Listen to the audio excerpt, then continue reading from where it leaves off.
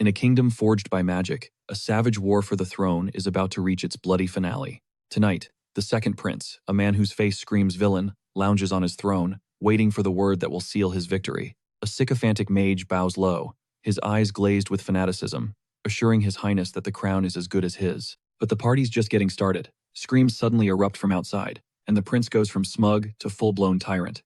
His command is chilling: slaughter everyone in the detached palace. No survivors, not the guards, not the servants. When an advisor cautiously suggests this might be overkill, the prince has him seized and executed on the spot, a brutal lesson for anyone else with doubts. Then, a cool voice cuts through the chaos, casually apologizing for crashing the murder party. It's our hero, stepping out of the shadows, his eyes blazing with a menacing crimson light. The prince, who was playing the tough guy just seconds before, is now white with terror, demanding to know who dares to defy him. A guard with long, flowing hair steps up, dismissing the intruder as nothing more than a pest. He clocks our hero's sword and his dangerous aura, but the moment he sees those red eyes, his expression twists into one of pure, venomous racism. He spits out the word Galder, a slur for the non-magical race he sees as inferior. The guard scoffs, reaching for his own weapon, arrogantly boasting that sneak attacks are useless against him. But the words die in his throat. Before the guard can even process what's happening, our hero moves like lightning, dropping him in one fluid, devastating motion. The prince shrieks, his mind unable to comprehend how a magicless beast just one-shot a magically enhanced warrior. The guard is dead before he hits the ground, his arrogance costing him everything. Our hero calmly breaks down the technique he just used, the fatal stride. He explains how he simply drove the guard's nasal bone upward at a precise angle, sending shards of it straight into the man's brain. He coldly observes that whether you wield magic or not, you still have a human body, and that biology is a critical weakness. The glassy-eyed mage from earlier scrambles to intervene, frantically chanting a spell to summon spirits of light. It's a waste of breath. Our hero closes the distance in an instant, his kick connecting with a sickening crack before the mage can even finish the first line of his incantation. His jaw is shattered. Hard to chant when you can't speak, our hero points out. The mage, burning with humiliation and rage, thinks he can pull off a non-verbal spell. Our hero simply slams a punch straight into his face, knocking him out cold. The mage's limp body tumbles down the stairs of the throne. Our hero glances back at the prince. I told you, a high-ranking swordsman, and a powerful magician, both taken down in a flash. The prince is having a full-blown meltdown, screaming that it's impossible to defeat mages without any magic. Our hero just raises an eyebrow. Why are you so shocked? There's no law that says magic is invincible. The prince pulls a dagger with a trembling hand. Are you an assassin for hire? Our hero sighs, looking almost bored. I am an assassin, but I wasn't hired. Let's just call this a personal favor for a friend. The prince is completely baffled. Royalty would be friend. Livestock? He spits the slur for the Galder people, and that single word ignites a fire in our hero's eyes. He sees flashes of his people suffering, and this pathetic prince becomes the symbol of all their oppression. The prince, now desperate and broken, falls to his knees and tries to bargain, offering double, even triple the pay. Our hero cuts him off. We are not livestock, he declares, and with a final, swift movement, he ends the prince's reign. Later, the official story is that the second prince's death was caused by a sudden illness. The funeral is held with all the expected ceremony, bringing the palace power struggle to a quiet end. We cut to the new successor, a handsome man with blonde hair and blue eyes named Heinz, who is approached by our hero. Heinz gives him a nod of approval for the good work he did with his brother, now absolutely certain he is next in line for the throne. Our hero congratulates him on finally achieving his lifelong dream, but Heinz looks at him seriously and corrects him. This is where our dream begins, he says, vowing that as soon as he becomes king, he will dismantle the discriminatory laws, targeting the Galder people, ensuring they will never be called livestock again. Our hero lets out a rare, genuine smile, truly believing his friend can make it happen. Heinz asks if he'll come to the coronation, but our hero just scoffs. A Galder would be thrown out of an event like that, he says. Heinz insists he'd never let that happen now that he's the king, but our hero just laughs. He advises Heinz to take it easy and not stir up trouble the moment he gets the crown, acknowledging that changing deep-seated prejudice takes time. He's prepared to wait. Heinz accepts his friend's wisdom and suggests he should go back home for a while. The fighting's over, he says. Go rest. Our hero agrees, admitting that seeing his family sounds really good right now. Later, we see him washing up, the water running over a body covered in countless scars. He's back in his Spartan quarters, his walls covered in books and anatomical drawings. He reflects on the irony that his lack of magic makes him undetectable by mages, giving him the ultimate edge as an assassin. His thoughts drift back to his childhood with Heinz. He remembers a younger Heinz, his face full of worry about their future enemies being powerful magicians and warriors, asking how he could ever hope to defeat them. The young prince had even earnestly offered to learn enough magic for the both of them, but our hero made a vow. He would master the theory of magic and sharpen his combat skills to shatter the very system that held him down. Fast forward to today. As he gathers his books, the weight of that long, grueling struggle sinks in. We cut to the chaotic energy of a packed village square. A merchant's voice cuts through the noise, hawking exotic fruits from the south. Our protagonist figures he'll grab a gift for the fam, imagining his sister's face lighting up with tears of joy at a luxury like this. He strolls up to the stall, asking for a single piece. The vendor beams, his smile stretching from ear to ear, until our hero glances down, and the crimson glow of his eyes becomes visible. The vendor's smile vanishes. He jabs a finger at a crude sign that prohibits sales to the Galda, and snarls at him to scram. But our boy isn't fazed. He smacks 2 copper coins onto the wooden counter, a sharp, defiant clang. His voice is low. "Are you selling this or not?" The sudden tension pulls in the crowd, and whispers ripple through the onlookers, dripping with undisguised hate. They call him a walking curse, warning each other to stay back or they'll lose their magic just by being near him. He tunes out the bigotry, the grim truth of his world, replaying in his mind. The Galda, the one race born completely without magic. Long ago, ancient rulers branded them as literal livestock to enforce a cruel social order. They're forced into backbreaking labor, thrown onto the front lines as cannon fodder, and taxed into oblivion. And whenever the people get restless, the kingdom just purges the magicless race. As the ultimate scapegoat, the injustice sickens him, but he clings to one hope, that his friend Heinz will fix this broken world. Out of nowhere, a little girl collides with his leg, her fruit tumbling to the dusty ground. He freezes for a moment, then asks if she's all right. She gazes up at his crimson eyes, not with fear, but with awe. "Whoa," she breathes. "Those are so cool." He's completely stunned. No one has ever said that, ever. The little girl just grins, thanks him, and dashes away. He watches her disappear into the crowd, fueling his conviction that they're all just people, and that one day, the two races will finally unite. As dusk settles, a sudden realization hits him. He's running seriously late. A whole decade has passed since he walked away from home. He can't help but wonder if they'll even be happy to see him.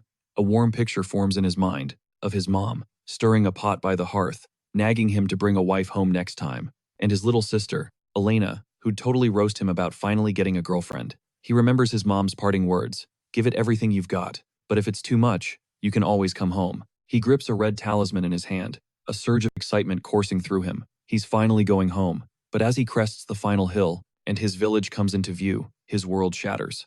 Below him is not a home, but a roaring inferno. He breaks into a dead sprint, plunging into the hellscape, his voice raw as he screams for an answer, any answer. But the village is silent, a graveyard of ash and bone. He stumbles upon a neighbor, a gaping wound torn through his gut. But before he can even check for a pulse, his eyes lock onto an impossible horror. His mother, dangling from a tree, suspended by her arms. His legs give out, and he collapses before her, whispering that this can't be real, that it's all just a nightmare. But she's gone. He spins around, and his heart stops. Elena, his little sister, she's breathing, just barely. Caked in blood, she pleads with him to run, gasping that the stragglers from the second prince's faction came here, just for him. The words don't compute. He's in total shock, unable to process how they could have chased him all the way back here. He gathers her into his arms, telling her to save her energy, but she's already lost in a heartbreaking haze. She rambles about the stew she'd left on the fire, worried it's burning. A faint, weak smile touches her lips. She just wanted him, her big brother, to taste it. He's pleading with her now. "Don't talk, please." But she looks right at him, her voice a ghost. "Don't blame yourself," she insists. "This isn't your fault." And in an instant, the light in her eyes just goes out. She goes limp in his arms. A raw, animalistic scream rips from his throat, her name a broken sound. But there's no time to mourn. A figure emerges from the smoke, a royal guard, and a blade sinks mercilessly into his back. The guard bellows to his squad. The rebel leader is down, but he's confused. Why didn't the kid even flinch? Why didn't he dodge? Our hero's eyes are locked on the dirt. "There's nothing left to protect," he says, his voice hollow. The guard raises his sword, ready to grant him a quick end, but our hero's voice stops him cold. "Who gave the order?" The guard just smirks. "His Highness, of course. He decided your kind was unnecessary." Our boy spits back, liar, refusing to believe his best friend could be behind this. And then, stepping through the swirling smoke, is the blonde-haired traitor himself, Heinz. He gazes down at our broken hero, and complains, "You're late." He casually guesses our boy was off buying souvenirs for his homecoming. A single word escapes our hero's lips. Why? Heinz's explanation is chillingly simple. It's all his fault. An assassin that magic can't even sense. Who can murder mages with pure physical power? That's a fundamental threat to the kingdom's peace. And threats, he says, must be eliminated. Gently, reverently, our hero lays his sister's body down. The entire decade was a lie. A sick grin spreads across Heinz's face as he notes he's actually keeping his promise to end discrimination. His solution? Just delete the entire race being discriminated against. And with those words, something inside our hero breaks. He explodes forward, unleashing his ultimate technique, Galda's Shadow style, Absolute Blossom. But Heinz? He doesn't even look concerned. The new king counters with a devastating ultimate spell of his own, Lucid Sagittarius. A celestial arrow of pure energy descends, annihilating everything. When the blinding light fades, our hero is missing half his body. But he is still standing, a mangled shield over his sister's corpse. Heinz just shakes his head in disappointment, scornfully calling him a fool for squabbling over a corpse. The voice mocks our hero's refusal to bow to the magical race. With a final, chilling goodbye, the figure vanishes, plunging our hero into an endless darkness. He drifts through the void until a colossal beast materializes before him. The entity growls, its own vengeance incomplete, and offers our boy a deal, one more shot to rewrite his destiny. Suddenly, our hero jolts awake, sucking in a desperate breath. He's alive. He's in a room he knows all too well when his sister, Elena, pokes her head in, asking what all the shouting is about. Teasing that he's still half dreaming, she tells him to go splash some water on his face. Mom's making his favorite fish to celebrate his birthday. Our boy's blood runs cold. He demands to know what she's talking about. She just laughs, telling him to get a grip after all. He's turning 15 years old today. He scrambles to the mirror, his heart pounding in his chest, and stares into the face of his younger self. It's impossible. He's been thrown back in time, exactly 10 years into the past. He's trapped in a surreal moment, watching his mother and sister, alive and vibrant, setting up a picnic, as if his own death wasn't just 5 minutes ago. His mom is humming as she packs the essentials for their day out, while his sister chats about the gorgeous weather. Our hero, meanwhile, is just scanning the horizon, like he's trying to find a glitch in the simulation. A sudden breeze whispers past, and a single flower petal lands gently in his palm. For a split second, he wonders if this is the afterlife, but the sensation is far too tangible.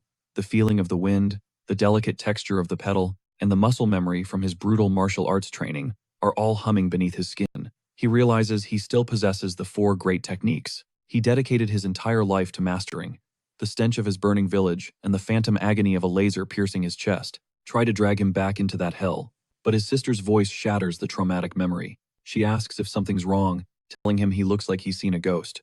Seeing Elena, whole and unharmed, our boy forces a shaky smile and insists it's nothing. His mom, completely unaware of her son's existential meltdown, proudly announces the soup is ready, urging him to eat up since it's his special day. He takes a spoonful, murmuring that it tastes nostalgic.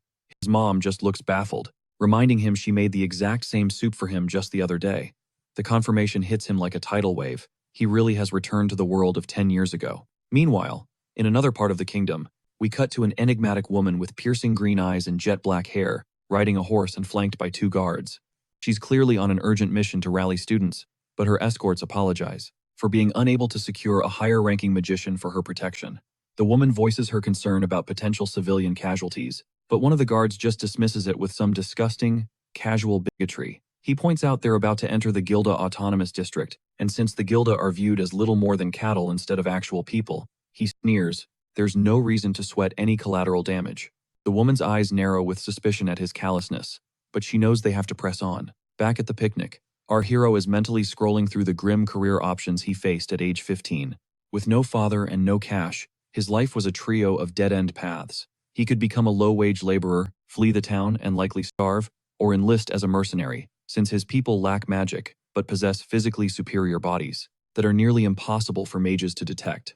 They were the perfect scouts and, more often than not, the perfect cannon fodder for the army high risk, high pay. He pulls his mom into a tight hug, and somehow, she seems to read his mind. She tells him in a voice of steel that she will absolutely not let him become a mercenary. She explains that while his father's sacrifice as a soldier is the reason they can eat today, she refuses to lose her only son to that same brutal fate. Our boy just listens, the memory sharp and painful. In his first life, he ignored her plea, became a mercenary to keep them from starving, and eventually crossed paths with the traitor who destroyed everything. Suddenly, the frantic ringing of the town bell rips through the peaceful afternoon. Our hero freezes. In the shock of his return, he'd completely forgotten about this disaster. He orders his confused mom and sister to stay put and not go anywhere near the town. Then he bolts towards the source of the chaos. Down in the town square, the vibe has shifted from serene to utterly unhinged. A mob of cloaked fanatics is holding terrified citizens hostage. Their leader is ranting, spewing venom about how impurity is a sin and how they must protect the pure bloodline. He declares that the kingdom is harboring the detestable, Galda, calling them filth born from darkness. Our boy recognizes the robes instantly, the Purification Sect, a fundamentalist group, so radical that even the main church excommunicated them for being psychos. He remembers it all now. On his 15th birthday, this exact group, branded as heretics, fled the capital and swarmed the Galda district precisely because it had zero security. The sect had effortlessly overrun the town, committing unspeakable atrocities in the name of their twisted cleansing. In his past life, all he could do was hide and watch in horror. But this time is different. The cult leader is about to set a woman ablaze, screaming about how the purifying flames will cleanse her sin. But before the lunatic can finish his monologue, our boy descends from the rooftops like a shadow of death. He knows the playbook for fighting mages, a lightning-fast ambush from outside their range of perception. He lands silently behind the leader and goes straight for the kill shot. He knows the rule: destroy the brain or sever the spinal cord. Do that, and the mage drops dead before their brain can even process casting a spell. In one swift, brutal motion, he chokes the leader and snaps his neck. The cultists are literally frozen, their minds completely short-circuiting as they try to process how some no-name kid just insta-gibbed their leader. Another fanatic decides it's his main character moment and lunges forward, his blade crackling with raw magical power. As this guy hurls curses, our boy isn't just winging it. He's tapping into a 10-year-old database of killer strategies specifically for shutting down magic users. He knows physical attacks are useless against magical shields. To drop a mage, you gotta fight fire with fire or, well, magic with magic. But since he's packing zero heat of his own, he figures he'll just borrow the weapon currently trying to ventilate him. With surgical precision, he pivots, redirecting the charging cultist's own momentum and cranking his arm back. He forces the guy to plunge his own enchanted sword deep into his gut. Another one bites the dust. The next fanatic summons a terrifying storm of purple energy, a spell called Electrum Lightning, but our hero clocks the casting animation. Instantly, he explodes forward in a counter-assault, closing the gap and neutralizing the caster before the spell can even fully form. Our boy does a quick mental scan, counting 3 hostiles left, but his victory count is cut short by a sudden scream. One of the cultists has snatched a civilian, a knife pressed hard against her throat. He roars for our boy to get on his knees. The fanatic calls him a demonic brat, threatening to slice the woman's throat if he doesn't comply. Our boy is raging internally. He realizes he's made a total noob mistake, completely forgetting about the enemies lurking outside the main square. If he moves, the hostage dies. So he pivots to plan B, psychological warfare. He yells that it's all good and slams his knees onto the ground, feigning total surrender. The cultists break into smug grins, ecstatic that their scummy tactic actually paid off. One of them starts talking trash. He sneers that our boy should have knelt from the get-go, right before they all start kicking the crap out of him. Our hero just curls into a ball on the pavement, taking every blow as the group uses his ribcage for target practice. One of the fanatics, still seething over his dead buddies, suggests they drag this out and make his suffering legendary. But the guy holding the hostage is a little sharper. He warns them this kid is giving him seriously bad vibes, and they need to finish him, like yesterday. The smarter goon shoves the hostage aside, deciding to handle it personally. He hefts his weapon and declares, "Fine, I'll do it myself." But before the blade can fall, a cool, clear voice chants a single spell: freeze bite. In an instant, every single cultist is encased in solid ice. They're trapped mid-motion like a horrifying modern art exhibit, just as the green-eyed woman from before rides majestically into the square. Glancing at the frozen statues, she warns them with an icy tone not to make any sudden moves. If they shatter, she has no idea how to put them back together. She declares the chaos is officially over, announcing that, in the name of the kingdom's justice, they are all under arrest. One of the conscious but frozen goons stammers in horror that these are enforcers from the royal capital. Our boy watches everything unfold from the ground, utterly baffled. In his past life, it took the capital's backup way longer to show up. The fanatic screams for his unfrozen allies to take the woman down, but it's completely pointless. They're all just popsicles now. The lady lets out a tired sigh, asking her guards what the holdup is and telling them to get a move on, and to seize all their weapons. The guards swarm in to manage the aftermath. The mysterious lady finally turns her gaze to our boy. She admits that she owes him her thanks and gestures toward the sect leader's body. She explains the guy our hero offed earlier was a flame magus, a pyromancer so powerful he could have torched the entire town. Honestly, she wasn't sure how she was going to take him down without causing catastrophic collateral damage. So our boy one-shotting him with a surprise attack was a massive game changer.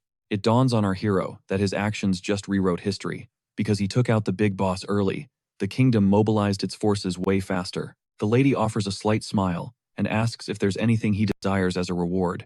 Our boy plays the humble hero, insisting he doesn't need a thing. He just thanks her for the timely rescue. She extends a hand toward him, remarking that some interesting kids pop up, even among the Galda. She asks for his name. He tells her it's Van. She introduces herself as Helen, and then she drops an absolute bombshell. She asks him why he doesn't just come to the Magic Academy. Our boy's brain just blue screens. He stammers, asking if she means the magic school, totally confused since, as far as he knows, he has zero magical aptitude whatsoever. While our boy is still trying to reboot his brain after that job offer, Helen just keeps talking. She lays out that the academy is a boarding school. It was founded by the free nations to scout for raw talent. Your social status or where you're from doesn't matter at all. Or, as she politely puts it, even if you're a walking bioweapon, anyone can get in, provided they can pass the entrance exam. Our boy is listening, but he doesn't need the sales pitch. He knows exactly what this place is. He heard its name constantly in his previous timeline. It's the legendary institution that mass produces the world's greatest heroes and most powerful mages. Suddenly, Helen decides they need some privacy. She takes our boy by the hand, which completely throws him for a loop, considering he's currently caked in the grime and dust of battle. Playing the part of a newcomer, she asks him to show her somewhere private. Our guy lets out a sigh before guiding her to a remote location, far from the judging stares of the shell-shocked villagers. He confirms that they're completely alone here. Helen scans the area, a smile playing on her lips, and brightly mentions it's the perfect spot for a body to go undiscovered.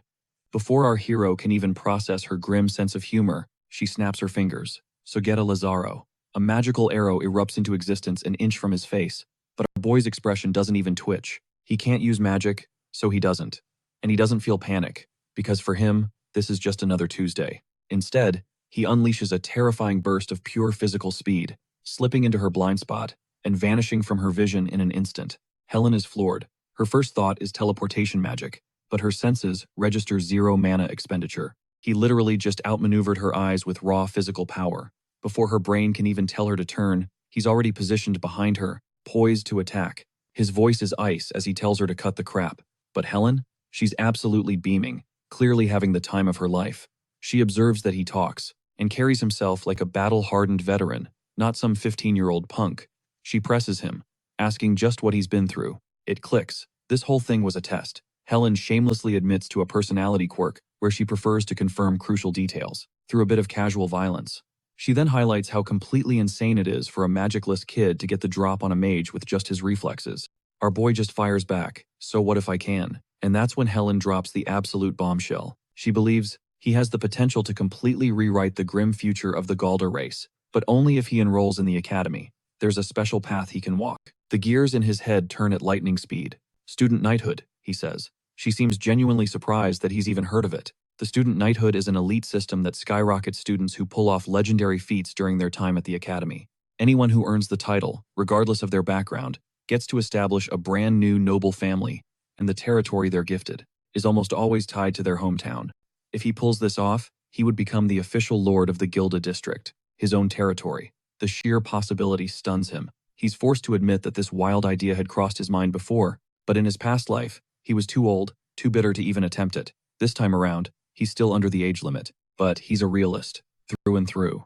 He holds up 3 fingers. He's got 3 conditions. First, the exams demand a letter of recommendation from a kingdom noble. Helen just waves her hand dismissively, saying it's already taken care of because she can't resist a good pet project. Second, our boy brings up the elephant in the room. Can a person with 0 magic seriously be granted knighthood at a school for mages? The idea is ludicrous. Helen actually agrees that it's unconventional, but then she explains the system's loophole. In the past, knights weren't just powerful mages. They were innovators who discovered a whole new principle of magic, like creating revolutionary medicines or brand new magic circles. Her argument is that dominating mages without using any magic is, itself, a new and valid principle. If he can make the entire world acknowledge his power, there's no technical reason he can't become a knight. Our boy concedes he doesn't fully grasp the politics, but he agrees it's not impossible. It all comes down to him. And then he asks the final, most loaded question, what's in it for you? He knows full well that nobles don't just hand out destiny-altering opportunities out of the goodness of their hearts. He fixes her with an intense stare and demands to know what she's really planning to make him do. Helen picks up on his deep-seated distrust of her offer. She asks if he trusts her. But our boy, a man with a doctorate in betrayal, flatly states that if he's going to become a lord, he has to know exactly what her endgame is. Helen basically hits him with a, that's for me to know and you to find out, confirming she has a motive, but refusing to give away the plot. Their tense standoff is shattered by the arrival of Elena, who comes bursting onto the scene. Like a missile guided by pure anxiety, she demands to know what he's up to. Our boy tries the age-old, it's nothing defense, but Elena is having none of it.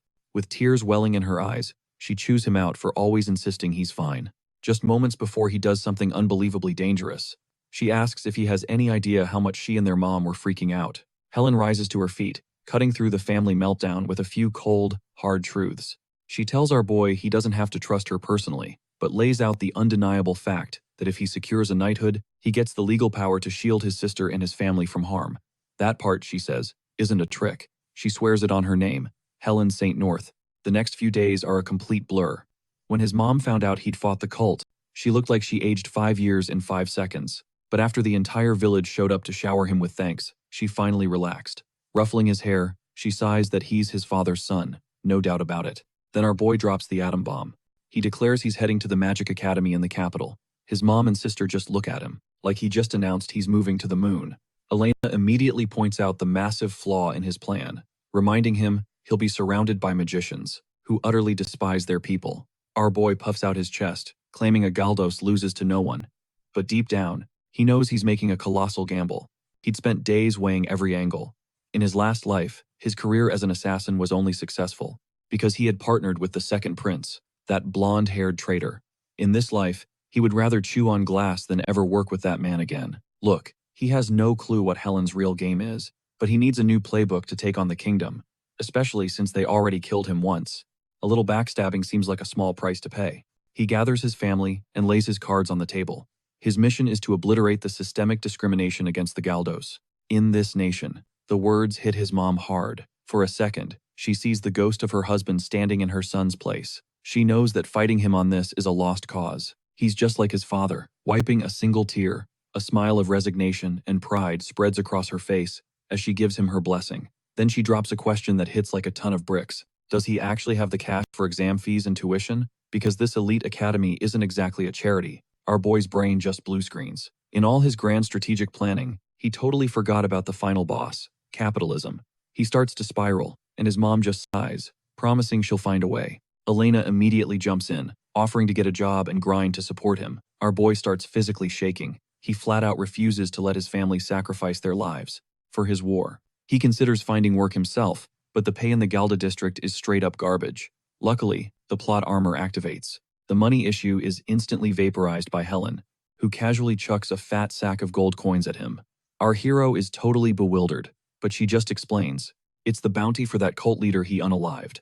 Turns out, being a high-level assassin has some serious financial perks. At last, the day of his departure arrives. His mom pulls him in close for one final, heavy conversation. She warns him that in the capital, people will treat him like scum the second they see his eyes. She tells him he'll have to stomach it, but he must never let them make him feel small. He has to carry himself with dignity, because he is her entire world, her pride and joy. Our boy swears he'll make her proud. Elena approaches next, fighting back tears to look strong. She promises that the moment he returns, she'll cook up a huge pot of that mushroom soup he's obsessed with. A genuine smile breaks through his serious expression. He pats her head and tells her he can't wait. With that, he announces he's off and walks into the distance. As he journeys toward the capital, he makes a silent vow that this time, he will absolutely keep his promise to protect them. He finally reaches the royal capital and stands before the legendary Magic Academy. It's a beast of a building, gargantuan, majestic, and radiating an aura of pure intimidation. Inside the academy gates, the Nepo Baby Parade is in full effect. We see a lineup of students flexing their connections like it's a new currency. One kid, Alexis von Humberg, brandishes a recommendation from his Lord Father, and the guard practically scrapes his chin on the cobblestones bowing. Right after is Elizabeth, with the backing of the Marquis Klausenberg, and she gets the exact same VIP treatment. Then, it's our hero's turn. The guard gets one look at those telltale glowing red eyes, and his polite customer service facade instantly sours into raw disgust. He sneers, demanding to know what business a piece of Galda filth has here. Our boy just sighs internally. Here we go again. He explains with forced calm that he's not looking for trouble, he's just an exam applicant. The guard's jaw tightens, as if the very idea is a personal insult. He asks if our boy is seriously clueless about where he is. Our hero shoots back that this is the Royal Academy, and he's pretty sure the recruitment flyer said anyone could take the test, regardless of their background. The guard just scoffs, finding the audacity of a Galda trying to climb the social ladder absolutely hilarious. He levels his spear at our boy's chest. Our boy quickly games out the situation. Overpowering these clowns would be easy, but throwing hands before the exam even starts is a major tactical blunder. Another guard saunters over, not to help, but to whine about the lower-class types that try to sneak in every single year. The head guard then smugly informs our boy that while the academy technically doesn't discriminate, the exam has a little catch. You need a letter of recommendation from a kingdom noble. Our boy just blankly states that he has one. He then presents the letter, sealed with official wax. The lead guard's eyes bulge when he sees the seal, but his buddy refuses to believe it. He immediately accuses our boy of forging the document, shouting that no self-respecting noble would ever recommend a Galda. He declares he's confiscating the evidence and makes a grab for our boy. Our hero decides he's officially over this conversation. He doesn't throw a punch. Instead, he applies just a whisper of force redirection. The next thing anyone knows, the aggressive guard is kissing the pavement, with absolutely no clue how he got there. The lead guard and the other students just stare, totally confused. The guy on the ground is just as baffled. Before this can escalate into a full-on brawl, an examiner appears to investigate the source of the ruckus. The guards immediately snap into a bow. The examiner wants to know who the candidate is. Our boy calmly introduces himself as an applicant recommended by none other than Helen St. North. The name drops with the weight of an anvil. The examiner carefully inspects the wax seal and confirms its authenticity. His entire attitude does a complete 180. He starts bowing and apologizing profusely for the guard's unacceptable rudeness, personally inviting our boy inside. The other students are whispering frantically, trying to figure out who this random kid is to have the legendary St. North family in his corner.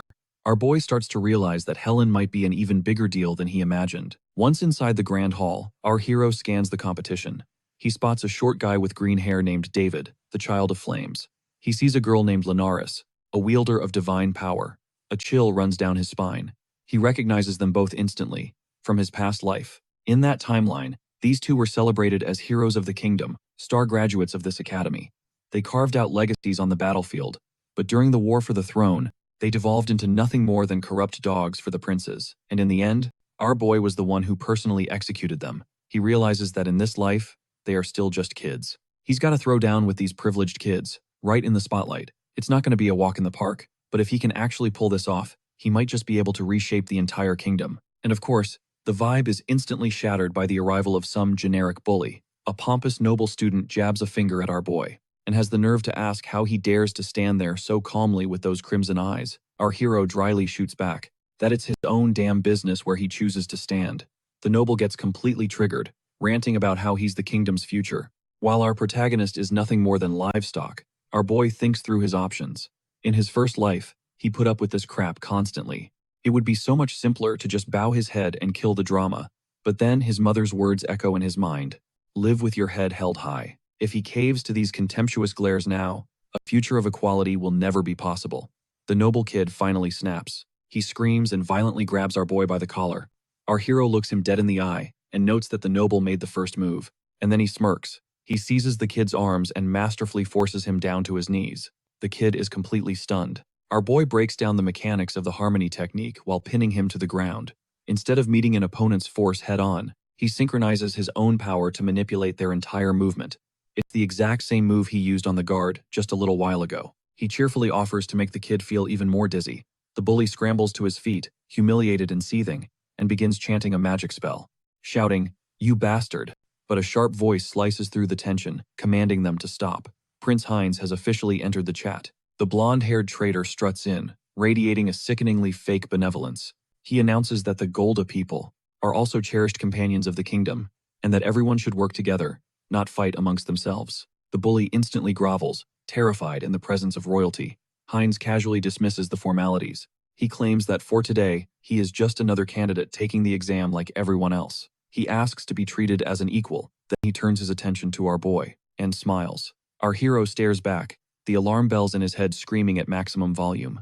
The horrible realization hits him like a ton of bricks. The prince was also a graduate of the academy. The main villain of his story has arrived. The crowd immediately bursts into gossip. Students whisper that Heinz is so noble for showing tolerance to even a Golda, praising him as you would expect, for the royal highness.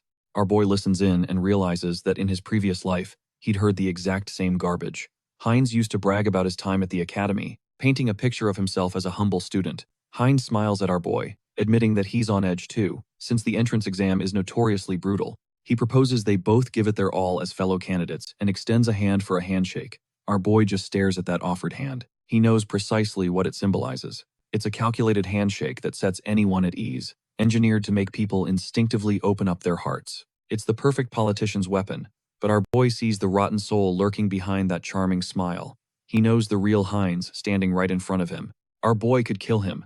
He could snap the prince's neck right here in this courtyard, but he forces himself to stop. Taking out the prince now would plunge the kingdom into chaos and completely derail his plans to get into the academy. He has to remind himself, not to lose sight of the real reason he came back in time. So, our hero does something absolutely unthinkable. He completely ignores the handshake. He turns his back and coldly tells the prince not to waste his time on him, making it clear he has zero intention of getting friendly. Then he just walks off, leaving the prince standing there with his hand hanging awkwardly in the air, like a complete idiot. The entire crowd gasps. The other candidates look absolutely horrified. They start muttering about his audacity, calling him disrespectful and declaring that a Golda is no better than a wild animal for dissing royalty like that. The noble bullies from before look like they're about to start a full-blown riot. Suddenly, a voice booms, demanding silence. The head examiner announces that registration is officially closed and directs everyone to the exam site, the Shadow Forest. The students all gather at the edge of a dark, foreboding forest. The examiner explains that the academy cultivates the best of the best, the ones who will one day lead the kingdom, so they don't have time to coddle beginners. This exam is purely to filter out the unworthy. The Shadow Forest is a place brimming with intense magical power. Their mission is straightforward: locate and retrieve a magic-infused flower, known as the Tears of Heaven before the sun sets. There's a twist. Naturally, the forest is crawling with dangerous magical beasts. The examiner adds that while attacking other candidates is forbidden, working together is perfectly fine. The catch is that groups must secure enough flowers for every single member to pass, making large teams a massive gamble. He distributes guardian badges, which are essentially emergency panic buttons. If a student is in mortal danger, they can crush the badge for an immediate rescue. But using it means you're instantly disqualified. With the rules laid out, the exam begins. Students flood into the forest. Some immediately start pairing up, with guys trying to flirt with girls by offering to protect them. Our boy watches this cringy dating sim kick off, and figures that going it alone is a much better bet. He heads into the dense trees, a lone wolf moving through the chaos. The noble bully he just humiliated watches him go with a smug, scheming grin, already cooking up some kind of payback. A colossal magic-infused beast materializes right in front of our guy. It's a beast demon, an animal supercharged with magic. These things are a whole different level of threat compared to human mages because they are physically built different.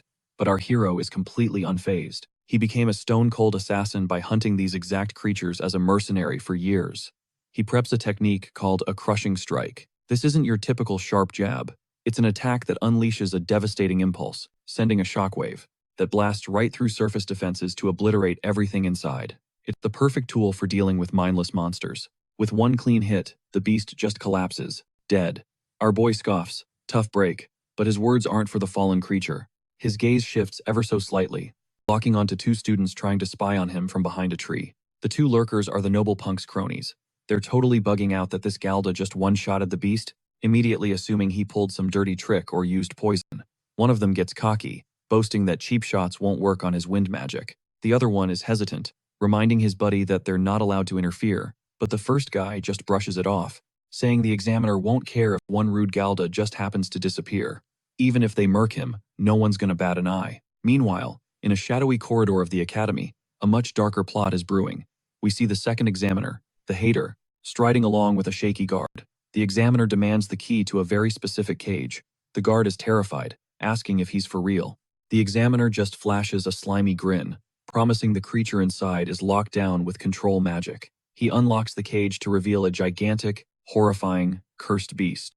His scheme is as simple as it is evil: target the one filthy Galda who dared to crawl into their glorious academy. He explains that while they were forced to accept a candidate with a recommendation, if that candidate suffers an unfortunate accident during the exam, well, that's just a tragedy, isn't it? The guard freaks out about other students getting caught in the crossfire, but the examiner couldn't care less. He figures that since the Galda is a total loner, no other student will be anywhere near him. With a cruel smirk, he sets the beast loose. Go, cursed beast, eliminate the filth and protect the academy's pride. He has absolutely no clue that 2 other students are stalking our boy right now, about to walk straight into a bloodbath.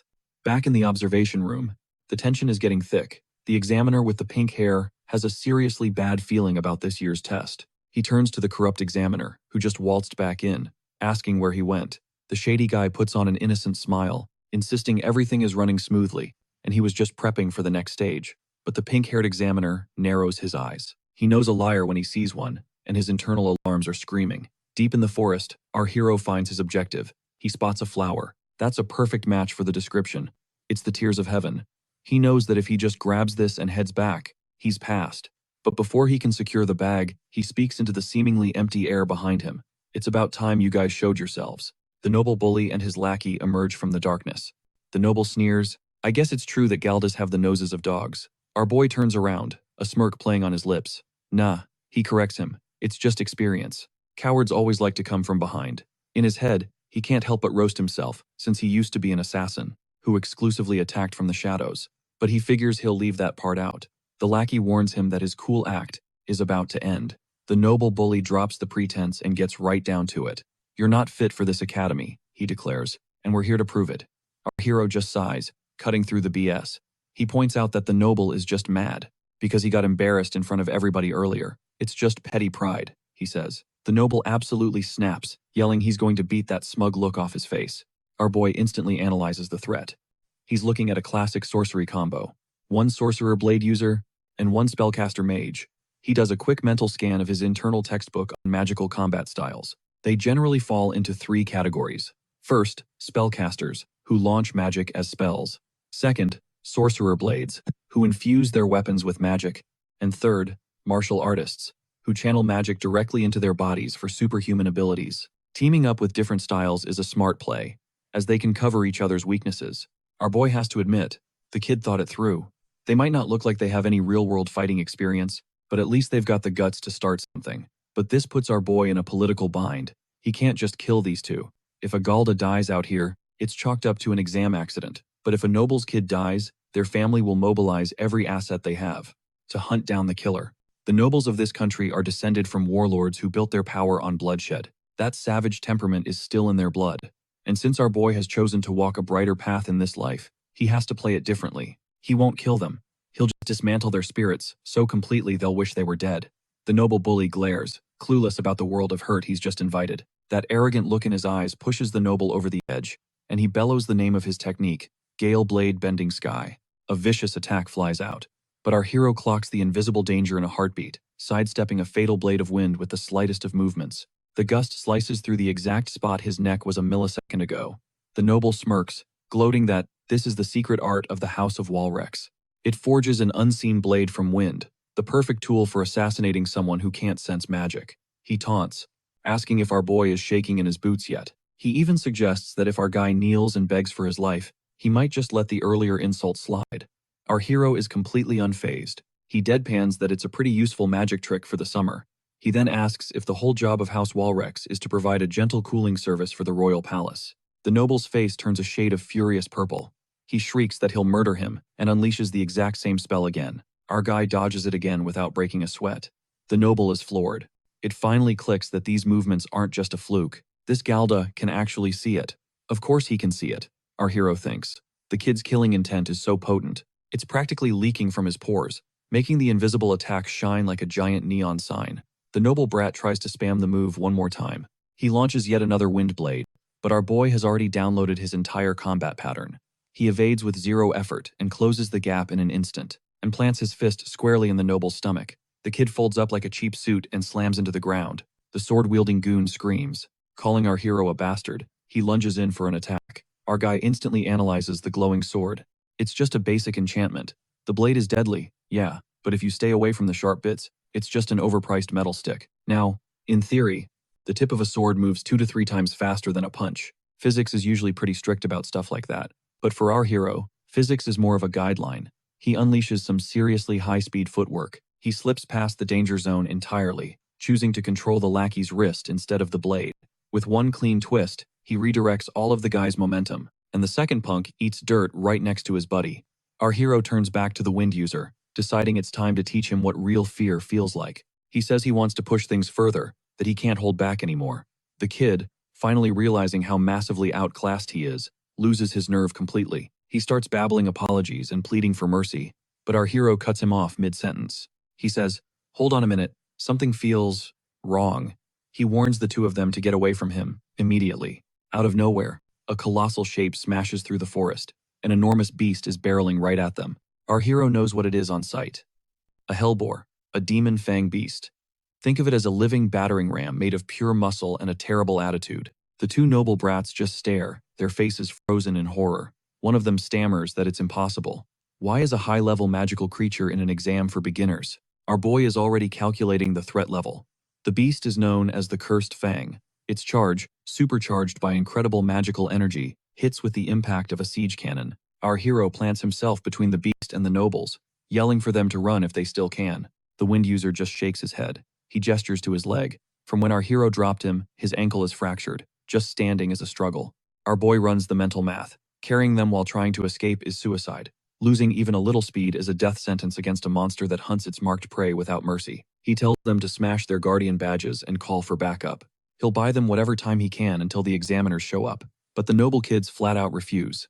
The wind user says that failing the test this way would be a stain on his house's honor. He declares he'd rather die fighting than bring shame to his family name. The other kid chimes in, calling it a disgrace to run away and abandon a comrade.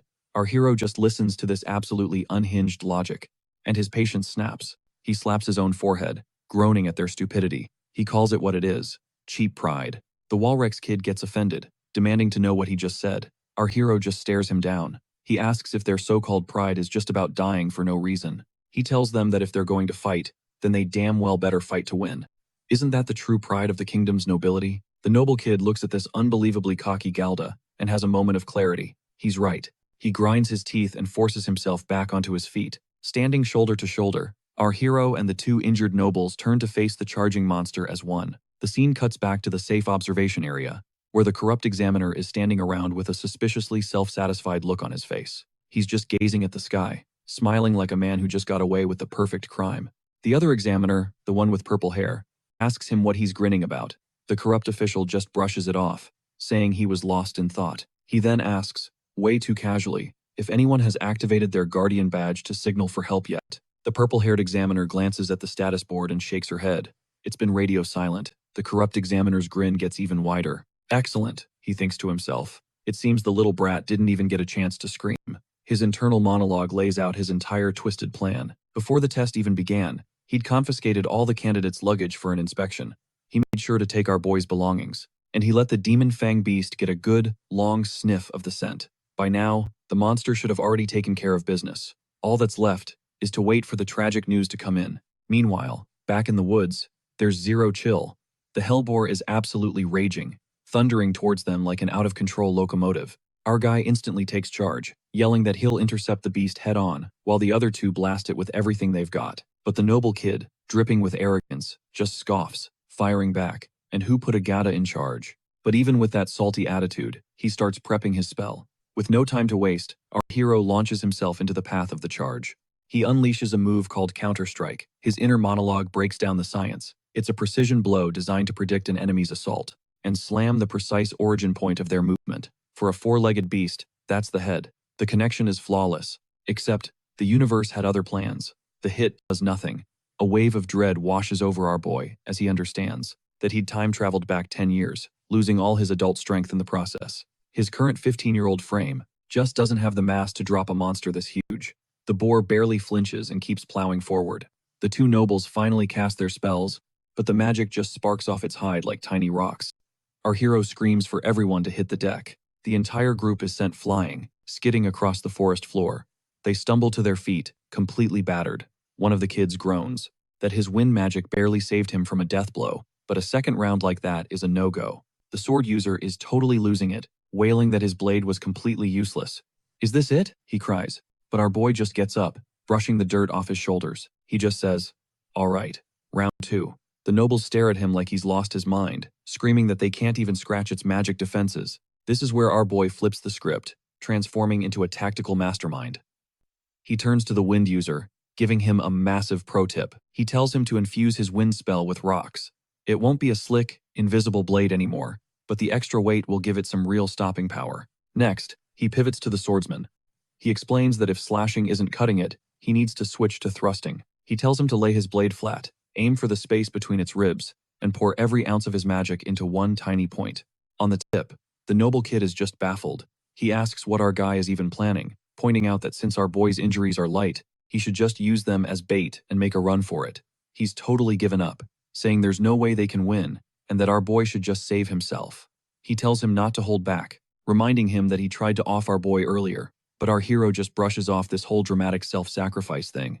He's not about that petty revenge life. His mission is way bigger, getting his family and the entire Gata people recognized as true citizens of the kingdom. He asks how he can ever demand equality if he ditches his own countrymen when things get tough. The noble kid is absolutely stunned. He flashes back to his own disgusting behavior, and it hits him how pathetic he looks next to the very person he was trying to crush. The reality check is brutal. This filthy Gata is about to die to protect the same people who made his life a living hell.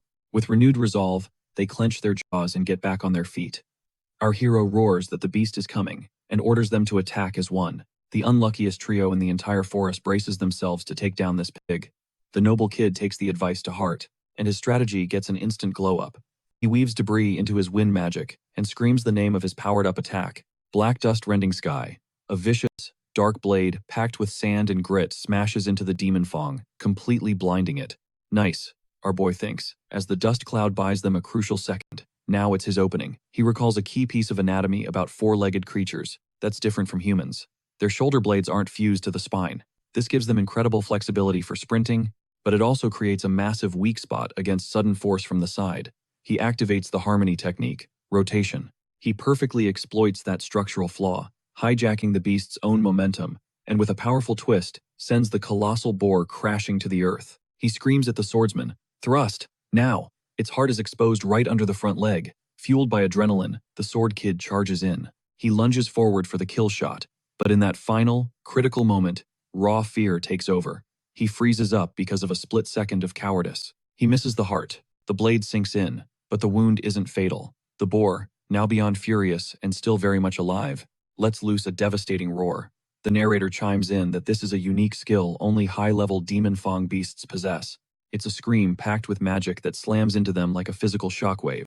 The force sends all of them flying. The sword kid drops to his knees, hacking up blood. He stares down at his trembling hands, realizing with horror that he's paralyzed. His internal organs are wrecked. The boar gets back on its feet way faster than they do and looms over the helpless kid, poised to turn him into a bloody stain on the ground. The kid's life flashes before his eyes. This is the end. But then, our hero steps between them. He activates another harmony technique, Spiral. He knows damn well his current body can't tank a direct hit from this thing, so his plan is to deflect the impact, channeling the kinetic energy away in a spiral and into the earth. But the boar's strength is absolutely monstrous. Our boy grits his teeth. It's not working. He can't divert all of that raw power. He wonders if he should risk using that technique. He has no idea how long his de-aged body will last if he unleashes his limiters, but it's a hell of a lot better than dying right here. "Ben!" the noble kid shrieks. Our hero screams back, telling him to get out of there, but the kid's wrecked he can't even stand. Gritting his teeth, Ben knows he has to go beyond his limits. He focuses his entire being, chanting in his mind, "Sink my heart, shatter these chains." But just as he's about to drop his trump card, a brilliant arrow of pure magic smashes into the boar, blasting it backward with incredible force. Ben freezes. He recognizes that magic signature, and it makes his stomach turn. That power, he thinks. A smooth voice cuts through the tension. That was a close one. The two noble kids look over, their jaws dropping. Standing there is none other than Prince Hans. The nobles instantly switch to full-on stand mode, yelling, "It's Prince Hans." The prince glides over, a perfectly crafted look of concern on his face, warning them that it's too dangerous here, and they need to fall back now. Ben just glares at him, thinking, "So it really was you?" The prince flashes that flawless, media-trained smile. He announces he couldn't possibly watch from the sidelines, claiming that protecting every soul who calls this kingdom home is the sacred duty of royalty. The two nobles are literally tearing up, completely captivated by his heroic performance. Ben, on the other hand, feels like he's about to throw up. Yeah, that's your move, he thinks with pure disgust. Win them over with pretty words, then lead them straight to the slaughter. The prince glances from the starstruck nobles back to Ben, suggesting they all team up to take down this formidable foe. Ben locks eyes with him, his voice flat. I refuse. For a split second, the prince's perfect mask cracks. He's genuinely stunned.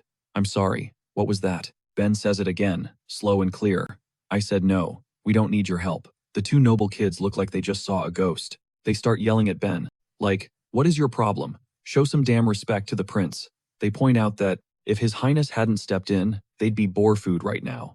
Ben gets to his feet, casually dusting himself off. He lies with a completely straight face, saying they would have already finished the job if the prince hadn't interfered. The prince raises an eyebrow. So you truly don't require my assistance? Ben confirms it, stepping between the group and the boar. He turns his back on the prince, telling him to just shut his mouth and watch from the side, like a good little royal.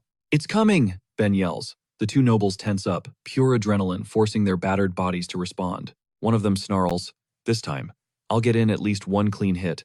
I've got one last shot in me, the other adds. Ben immediately squashes their suicide charge. Don't be stupid, he snaps. Dying here would make everything pointless.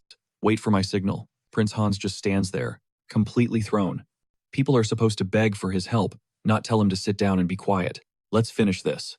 Ben roars, launching himself at the monster with a clear head. He realizes he let panic get to him before. He doesn't need to use his secret technique. He can win this with pure, unadulterated skill. But the hellboar isn't stupid. After 3 failed charges, it changes its game plan, becoming way more cautious. It suddenly whips out a vicious hook thrust, trying to catch Ben off balance. Ben deflects it easily. The openings are getting tighter, the attacks more precise, but it's nothing he can't manage. With pure physical strength, he shoves the massive creature back. The two noble kids are watching, their minds completely blown. One of them whispers, how is he that fast? Without any magic enhancement? Even the prince is forced to get serious and analyze the fight. He realizes it's not just raw speed. Ben is shifting his entire center of gravity to move, without even pushing off the ground.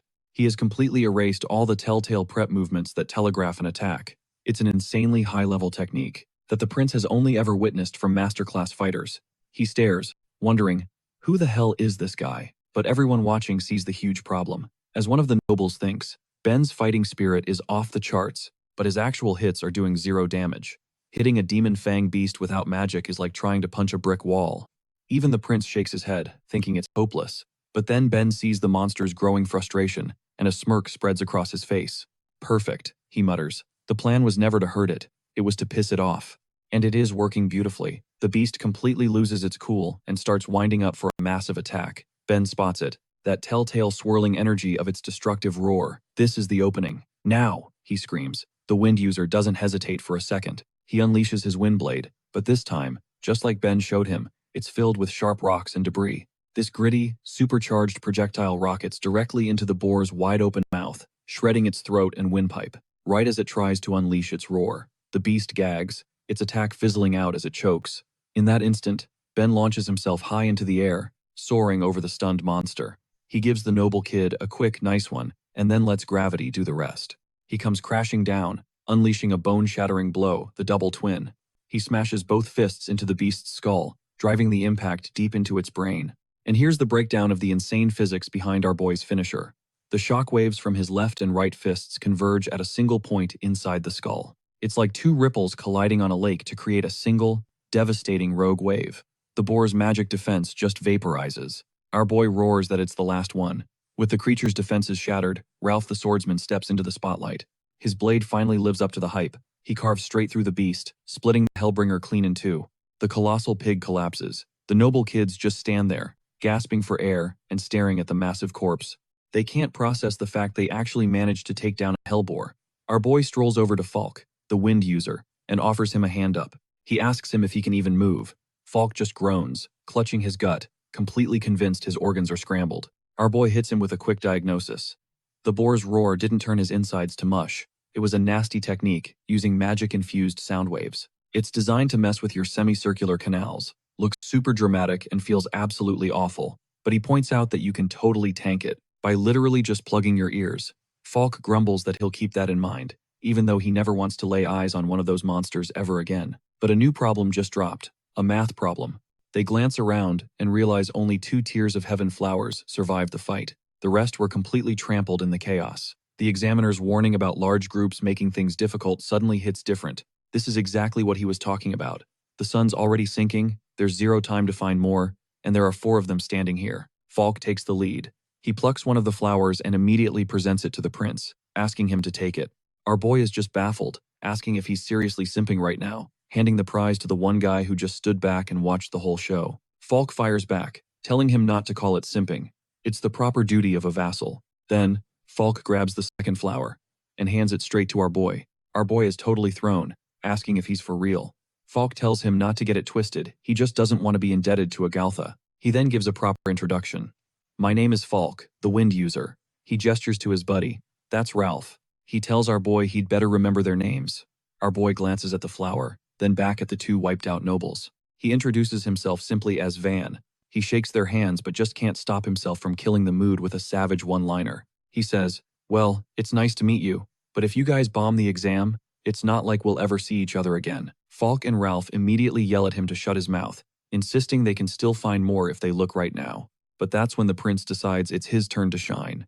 He walks over to a patch of crushed plants, gives a gentle smile, and channels his life magic. He says some poetic line about flowers blooming brilliantly under the sun. The wrecked flowers straighten up, glowing and fully restored to life. He plucks 2 flowers and hands them to Falk and Ralph. The nobles are on the verge of tears, overcome with gratitude. He offers his deepest thanks for the prince's insane gesture, but the royal's gaze snaps upward, catching the last rays of sunlight bleeding across the horizon. That's their cue to get the hell out of the woods, and fast. But on the trek back, Falk immediately pipes up, getting right in our hero's face and demanding to know since when he was the one calling the shots, especially when His Royal Highness is standing right there. But the prince cuts the lecture short with a surgically precise question. He asks our boy why he's using the dirt to cover his own footprints as he walks. Our boy instantly goes rigid. He plays dumb, asking what the prince is talking about. The prince elaborates, saying he's heard of it before. It's a very specific kind of footwork, one designed to erase all traces of your own technique. It's infamously known as assassin's etiquette. Our boy says nothing, not confirming or denying a thing. The prince keeps pushing, observing that the martial arts our boy used, combined with this ingrained habit of covering his tracks, is way too specific to be a coincidence. He locks eyes with our boy and asks him directly, is it possible that you're an assassin? The prince's mind immediately goes into overdrive, spiraling into a vortex of paranoia. He thinks of his countless enemies, starting with his own father, the king. His father built the kingdom by conquering other nations and collecting their princesses like they were trading cards. But the prince's mother, the 5th queen, was a noble from their own country. Because of that, his half-siblings and their foreign mothers are constantly paranoid that the king is grooming him to be the next heir. He never knows when or where an assassin might strike, which is the whole reason he tries to operate solo. He's now convinced this kid, Van, is an agent sent to take him out, and he decides he needs to neutralize this threat immediately. Our boy recognizes his screw-up in an instant. He let his guard down after taking down that demon beast, and his old muscle memory took over. I mean, technically, the prince isn't wrong. He is a former assassin, but that's not exactly something you can put on your academy application. He decides his only move is to play the clueless card, but the prince keeps staring him down, his suspicion practically radiating off him. He asks if our boy is really trying to feign ignorance. He states coldly that if that's the game he wants to play, so be it. The tension between them ratchets up so tight you could cut it with a knife, and the 2 noble kids are caught right in the middle. Falk and Ralph sense the vibe shift, moving to intervene, but it's too late. Our boy explodes into motion, blurring across the room and closing the distance in a heartbeat. He completely shatters the prince's personal bubble, clamping a hand down on the royal's shoulder. A laugh escapes him as he quips that he's just messing around, telling the prince to ditch the death stare. The prince is legitimately frozen, completely shook. Our guy had moved like a ghost. The prince hadn't even processed the movement. 1 second there was distance, the next, a hand was already on him. Flashing a completely disarming grin, our hero apologizes, claiming his etiquette is lacking since he's just a simple guy from the countryside. He just asks the prince to cut him a break. The prince forces himself to get a grip, his mind furiously processing the entire encounter. Then it clicks. He deliberately left an opening, a total bait and switch, but this kid didn't take the shot. He realizes this was a test. He knows if he lets his fury take the wheel here, his entire claim to the throne will just go up in smoke. he has to switch back to cold, hard logic. He tells our boy the informal speech is whatever, but he demands a real answer. He asks again what that maneuver was all about, and if he is, for real, not an assassin. And this is where our guy plays his ace. He reveals that the noble who recommended him, a certain Helen St. North, gave him some very specific instructions. Seeing as his only offensive skill is hand-to-hand combat, she advised him to always conceal his techniques and muffle his footsteps as much as humanly possible. Internally, our boy sends a quick apology to Helen for dragging her name into this to cover his own butt. The prince is absolutely stunned. He stammers, asking if he seriously has a recommendation from the legendary House St. North. Even the other noble brats are impressed. Falk points out that House St. North isn't just any old aristocratic family. They are major players, way up the hierarchy. The prince's entire calculation shifts on a dime. He knows Helen by her infamous title, the Ice Flower Lady, a certified genius, crushing the top 5 at the academy in both brains and brawn. If it's her, then it's no surprise she'd be an expert in assassination techniques. Besides, House St. North has been unshakably loyal to the crown for generations. They've got zero motive to back a conspiracy to take out a prince. That's when Ralph, the swordsman, shatters the silence with the question on everyone's mind. He demands to know why House St. North would ever sponsor some random commoner. Like Van, our boy just hits them with a shrug, explaining she just handed him the recommendation and told him to go take the test. Fox is not buying it for a second. The prince, however, floats a theory. He speculates that the St. North family probably plans to give our boy a formal education to lock him in as a retainer for their house, especially after witnessing his insane hand-to-hand combat skills. And honestly, that logic tracks. Then the prince flashes this almost too perfect smile and confesses that if he'd found our boy first, he would have snatched him up himself. Van tosses back a smirk and a simple, thanks. The prince then pivots to the enormous, dead boar in the room. He openly admits he has no idea what would have happened if he'd run into that demonic Fang beast solo. He calls them his absolute saviors and offers his deepest gratitude. The 2 noble kids dip into a bow, insisting the honor was all theirs. Our boy, who is physically incapable of being a suck-up, just shrugs and drops the cold hard truth that he wasn't fighting for the prince. The noble kids start to panic, whispering that he's about to get locked up for his disrespect. But the prince finds this completely refreshing. He's thinking that instead of groveling for a reward, this kid shows some serious backbone. He dubs our boy a true enigma. And just like that, the exam is a wrap. We cut to the edge of the forest, where the students who already squeaked by are congratulating each other on their basic survival skills. The beat-up noble kids are stressing over what they're going to tell their fathers. Meanwhile, the examiners are doing a head count. The lead examiner glances at his clipboard and notes there are still 4 applicants unaccounted for, one of them being His Royal Highness. The corrupt second examiner is sweating absolute bullets. He's thinking something is seriously wrong. The plan was for this forest to only have low-level mobs the prince could easily clap. To boost his reputation, he desperately wanted to avoid royalty, flunking the test, but the gigantic hellboar he unleashed to get rid of our boy still hasn't come back, and neither has the kid. He's wondering if something went horribly wrong. Suddenly, a student screams that someone is coming out. The corrupt examiner's face splits into a relieved grin. He assumes it has to be His Royal Highness, finally emerging after the little hiccup. But striding out of the shadows is our boy. He glances over the waiting crowd and asks with maximum audacity if they're all there to welcome him. The corrupt examiner's jaw completely unhinges. He chokes on air, his brain failing to compute that his target is standing there, perfectly fine. Our boy steps fully into the light, looking casually roughed up. The purple-haired examiner, the one who actually gives a damn about his job, asks if he made it back safely and whether he's injured. Our boy just shrugs it off, saying it's nothing major. The corrupt examiner, on the other hand, has a slightly different take. He practically screeches, "Why are you still alive?" The good examiner just stares at his colleague like he'd just grown a second head, and asks, "Professor?" Our boy's grin widens, clearly savoring the meltdown. He asks if it's a problem that he's still breathing. The corrupt examiner realizes he just blurted out the quiet part, and immediately starts to stammer, trying to claim he's just shocked that a student managed to survive all alone. Van points over his shoulder, correcting the guy. He wasn't alone. Fox and Ralph stumble out from the foliage, dragging a colossal carcass with them. They're complaining that the thing weighs an absolute ton. The examiners just stare, completely stunned. The good examiner lets out a gasp, recognizing it as a demon fang beast. Fox explains that it ambushed them out of nowhere, deep in the forest. Since there was a chance it was gunning for the prince, they hauled it back as evidence. Both examiners yell that it's impossible. The corrupt one mutters under his breath, wondering how that beast could have possibly failed to kill them. The good examiner catches that little slip-up and asks what he just said. The professor tries to save himself, stuttering that he just meant it was amazing they managed to defeat it.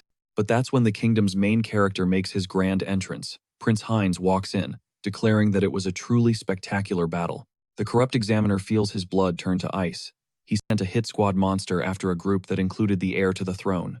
If this story gets out, he's beyond finished. He spots the prince and immediately goes into full bootlicker mode, asking if his highness is unharmed, and fawning over him for slaying the beast. He laughs nervously, shouting, "Long live the kingdom." Our boy and the two nobles are whispering to each other, pointing out that this guy is acting super sus.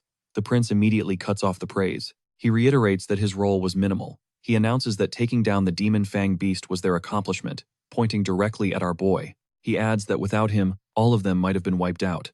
The examiners are speechless. Fox claps our boy on the shoulder, totally vouching for him. He says this guy is on another level. Even though he's a Galda, his knowledge of magic is insane. Ralph backs him up, confirming they were just following Van's orders.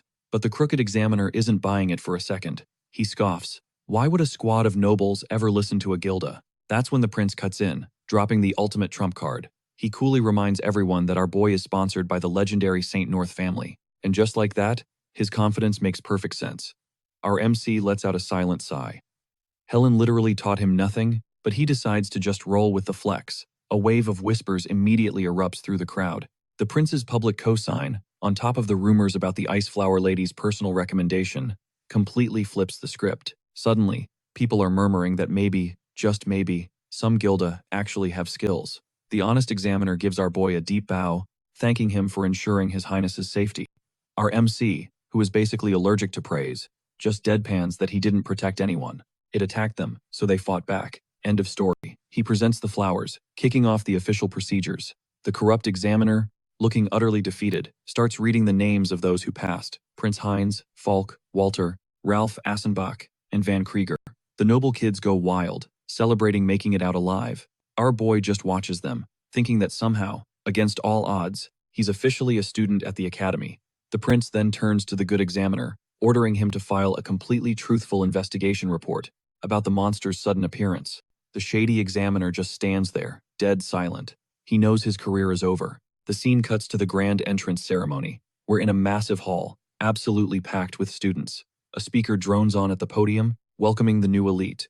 He's spewing some nonsense about how the academy seeks not just magical talent, but the noble spirit required to be the kingdom's protectors. Our boy is just one face in the enormous crowd, reflecting on how surreal this whole situation is.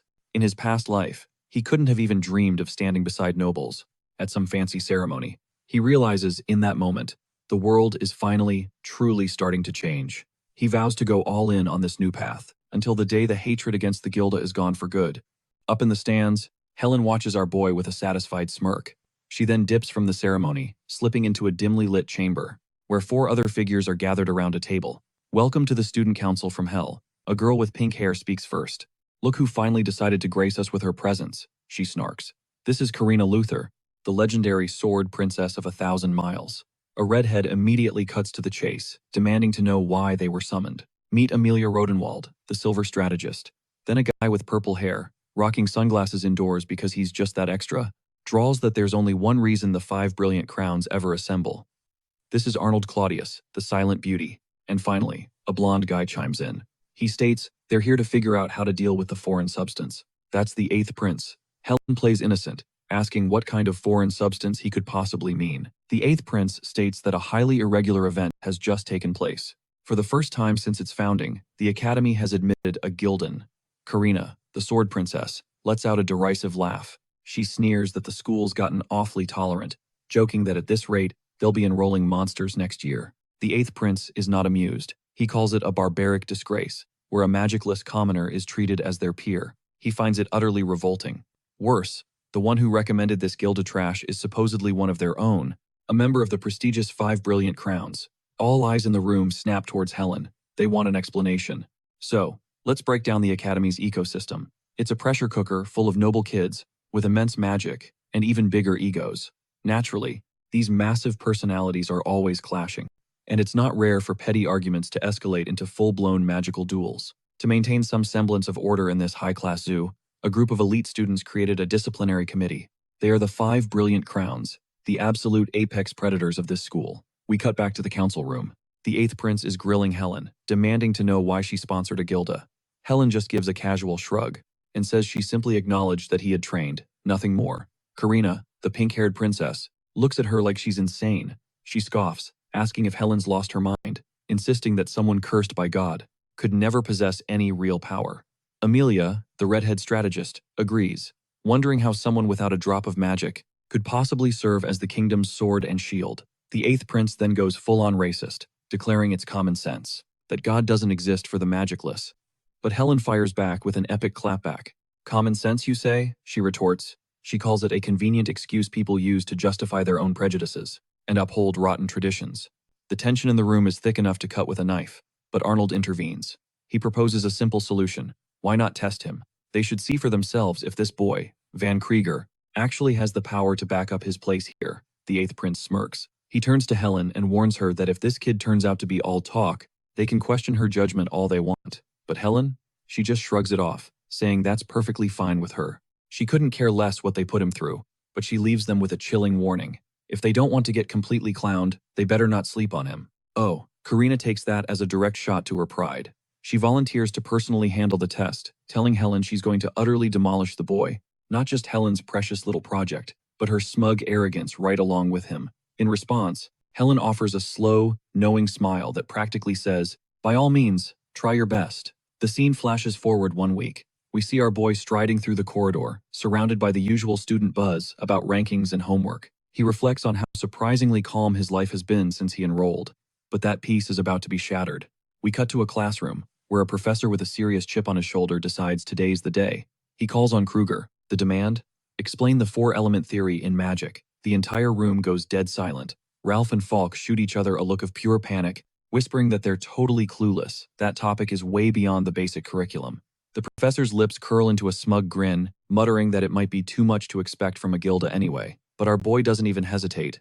He starts speaking, laying out the answer as if he memorized the entire library. He explains that the four-element theory is fundamental for stabilizing the core magical factors: flow, density, resonance, and fixation. It's the system that prevents magic from backfiring or detonating, and it serves as the foundational design for all modern magical formulas. He then finishes his flawless lecture by asking the professor, with maximum politeness, if he would perhaps like a more in-depth explanation. The professor is completely owned. He stammers out, that will be all.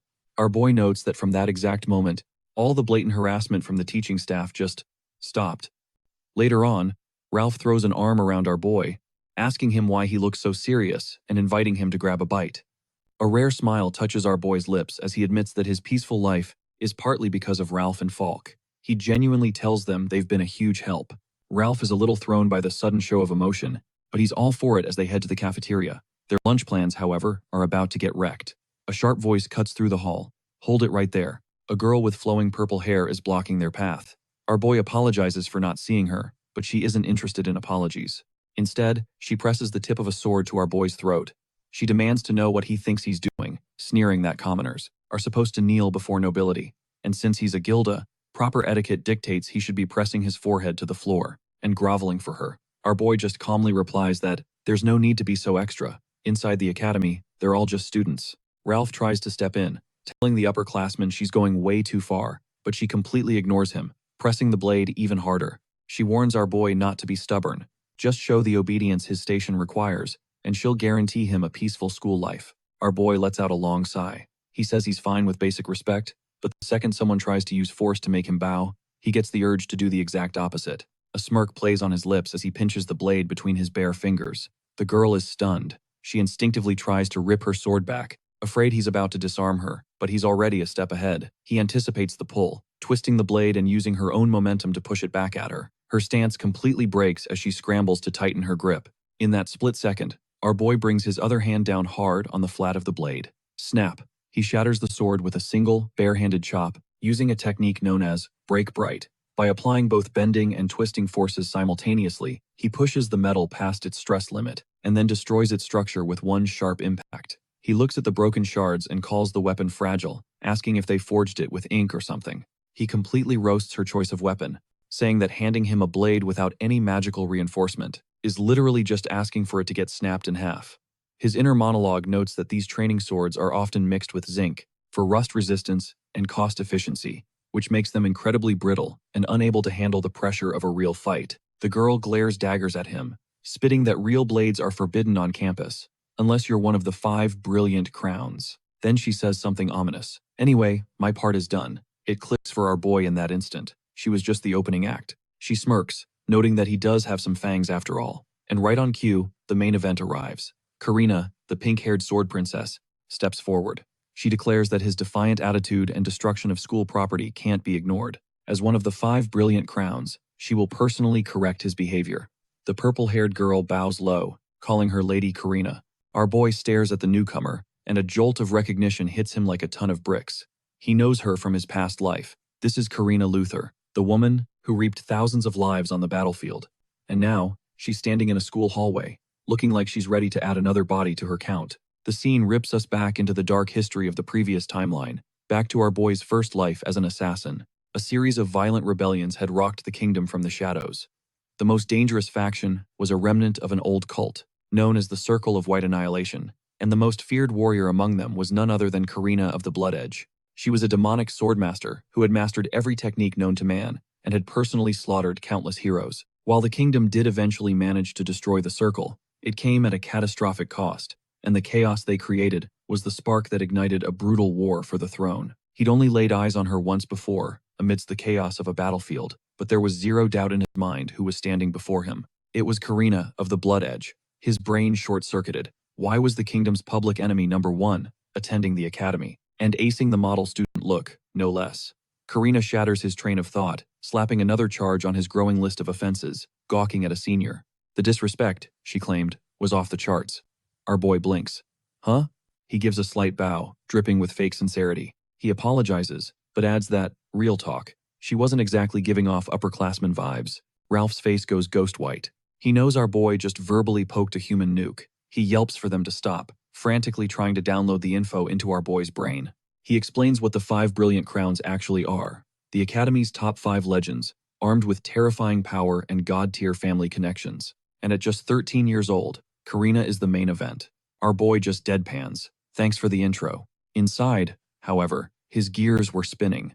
The Blood Edge was high nobility. That little detail must have been wiped from the official records, probably after she became a revolutionary. Running into her here was a shock, but it was also a massive opportunity. A dark thought takes root. If he ends her right now, he could stop the entire future rebellion cold. That would cancel the succession war before it even begins and completely tank Prince Heinz's claim to the throne. It's a wicked temptation. Save the world, kill a teenager. Karina, however, was officially out of patience. She accuses him of zoning out mid-conversation, labeling it a crime of ultimate rudeness. Her hand drops to her sword. She flashes a smirk, reminding him she has a special pass to carry a live blade on campus. Our hero instantly recognizes her posture. It's a lightning draw stance, one of Blood Edge's most lethal signature moves. Her speed is legendary. Most of her opponents are dead before they even register the blade has moved. Ralph screeches for our boy to just apologize. Before he gets turned into sashimi, our boy just tells Ralph to get back. There's something I need to confirm, he says. Karina scoffs, fool, and makes her move. In a dizzying blur, she lunges forward, but instead of cleaving him in two, she just taps him on the back. With the flat of her sword, the insane tension in the air just pops. A nearby student whispers, Lady Karina, what just happened? She smoothly sheathes her weapon, announcing that his punishment is on hold. For now, we'll finish this another day, she declares.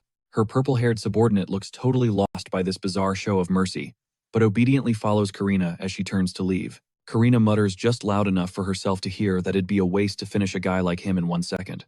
However, the second they round the corner, out of everyone's sight, the entire tough girl act disintegrates. The purple-haired girl asks, My lady, why did you let him go? Karina stops dead in her tracks. She whispers, I didn't let him go. Then, the legendary sword princess collapses. Her subordinate panics, shouting her name.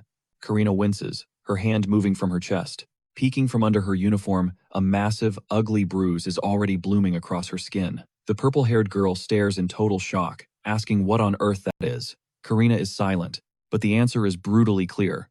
In that split second she supposedly spared him, our boy had launched a counteroffensive so blindingly fast that nobody's eyes could even track it. She wasn't being merciful. She left because she was literally about to fall over. If you're digging the story so far, please demolish that like button and subscribe to the channel. It's a huge help in getting the next parts out to you. You did it, You're a legend. Let's get back to the action. Karina is on the floor, breaking down the physics of why it feels like she just got demolished by a semi-truck. She explains to her purple-haired sidekick that she's read about this in ancient martial arts scrolls. It's called a pressure point, a vital spot where all the nerves are clustered together. The pain is so overwhelming it makes it almost impossible to move right. The purple-haired girl tries to save her boss's reputation, suggesting they must have hit each other at the same time. Karina shoots that idea down immediately. It wasn't a trade, she adds. It wasn't even in the same league. Karina runs the tape back in her mind. She was aiming for his neck, but the guy closed the distance with absolutely zero hesitation. He was targeting her vital organs. Her body reacted on pure instinct, leaning back to avoid instant death, which completely threw off her aim. That's why her sword just harmlessly tapped his back. In that same instant, his fist landed with pinpoint accuracy on her pressure point. She recognizes the theory behind it. It's the core principle of a combined strike from a legendary fighting school, a move where you step into your opponent's attack, flowing with their momentum. You execute your defense and offense in a single, perfect motion. How in the world does some random teenager know a grandmaster-level technique? The purple-haired girl interrupts her internal breakdown, trying to spin the narrative. Since you were the one left standing, Lady Karina, it's a clear victory. To maintain appearances, Karina just goes with it. That's right, she forces out. But inside, she knows the cold, hard truth. A pressure point strike is agonizing, but it isn't fatal. That guy, impossibly, had tried to neutralize her without actually hurting her. If this had been a real fight for keeps, she'd be dead right now. She struggles to her feet, her pride in tatters, but her composure locked in place. She had completely and utterly underestimated him. She vows that next time, she'll bring a blade forged specifically to shatter that man's spine. The scene cuts back to Ralph, who is now holding our boy up. Ralph presses him, wanting to know what he was trying to confirm, but our guy just scoffs, brushing it off as probably some standard procedure. Unconvinced, Ralph points out how terrified they looked, just as our hero starts to deep dive into the combat data. Sure, Karina was spitting threats, but she came at him with a training sword, not her actual, lethal blade. She never once unleashed that unique, terrifying magic that will one day become her signature. Even while calling it a punishment, there was a strange restraint in every single one of her attacks. And a thought sparks in his mind. The infamous Blood Edge might actually have a compassionate side. If the Karina of right now isn't yet a monster, then maybe he can rewrite the future without having to kill her. He voices this flicker of hope, but Ralph just lets out a heavy sigh. He's convinced our boy took a serious knock to the head and needs to be dragged to the infirmary. Stat. The very next day, the social atom bomb detonates. Our hero strolls into the cafeteria and casually tries to take a seat at a table. Instantly, every student there snatches their trays and scatters as if he's carrying a biohazard. Then, the loud gossip starts. They're saying he openly defied one of the 5 crowns, and that a purge is imminent because his guild got way too arrogant.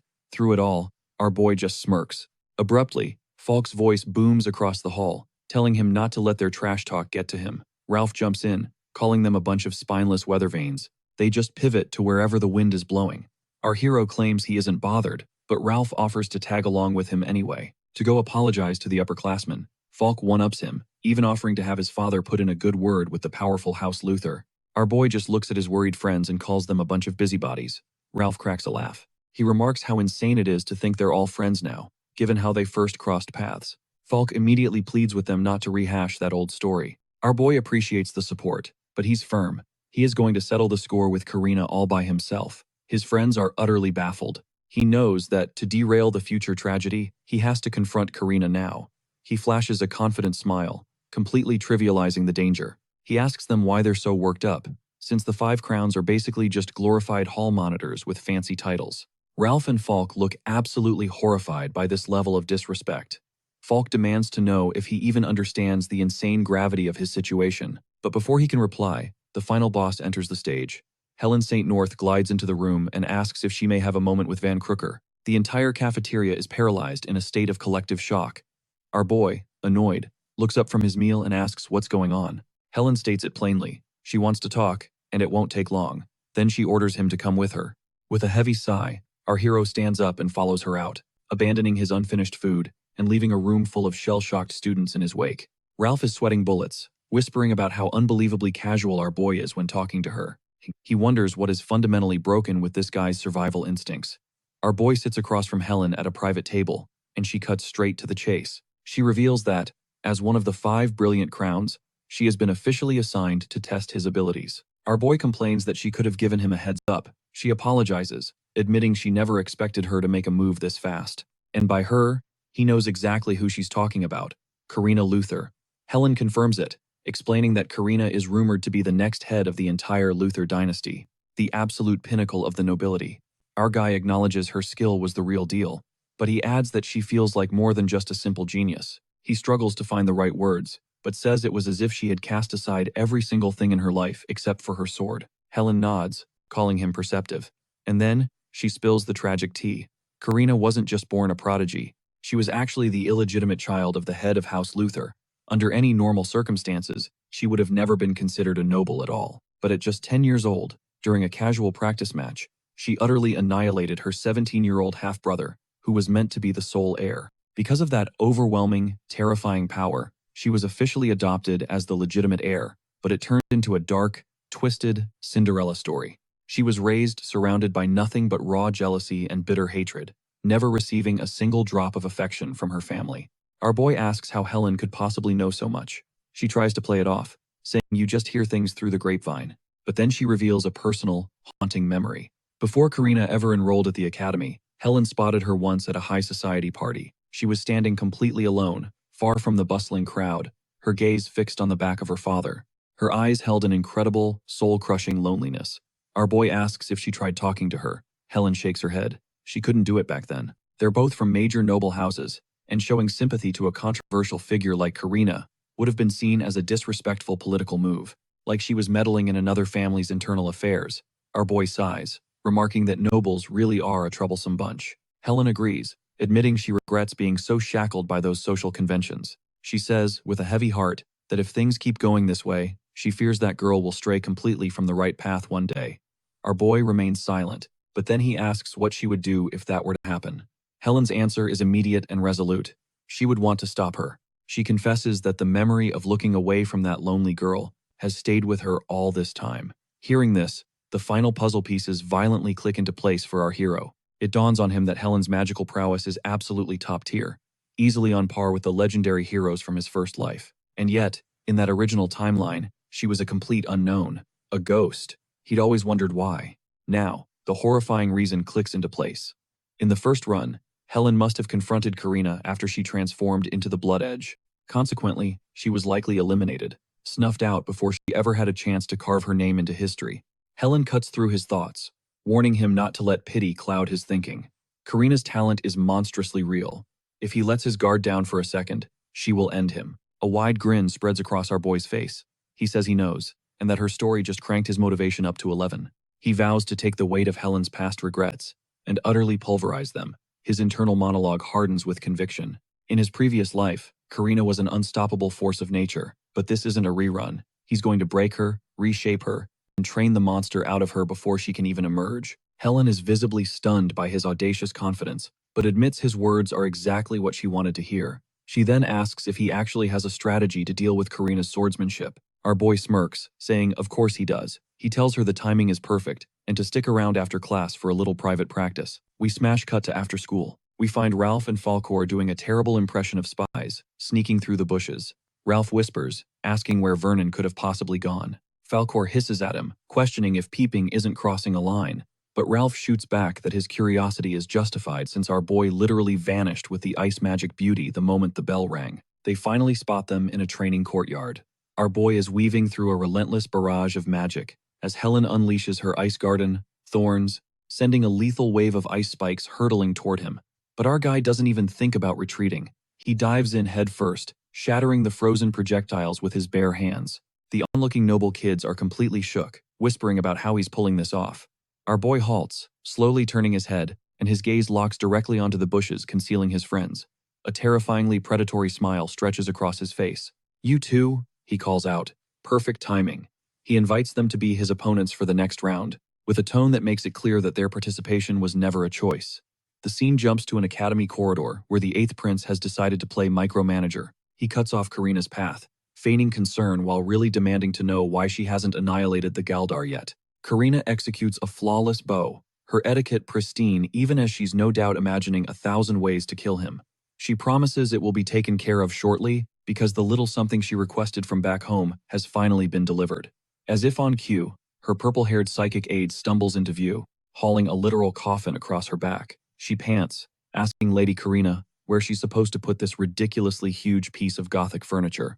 Karina simply instructs her to get it to her room and to be exceptionally careful with it. The prince eyes the macabre container, remarking that he's heard whispers about this particular item. Karina asks if he considers it to be overkill. For a simple Galdar, the prince's smile turns cruel.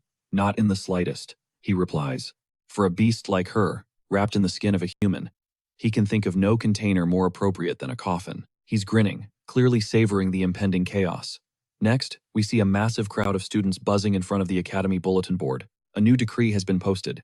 It announces that Karina Luther, one of the 5 brilliant crowns, hereby challenges the first-year student Van Kruger to a formal duel as punishment for disrupting the public peace. The stage for this confrontation is the Academy's grand training grounds, infamously known as the White Ring Arena. This is a sacred battleground, reserved for official duels and high-stakes trials. In other words, it's the place students go for maximum public humiliation. We cut to the arena.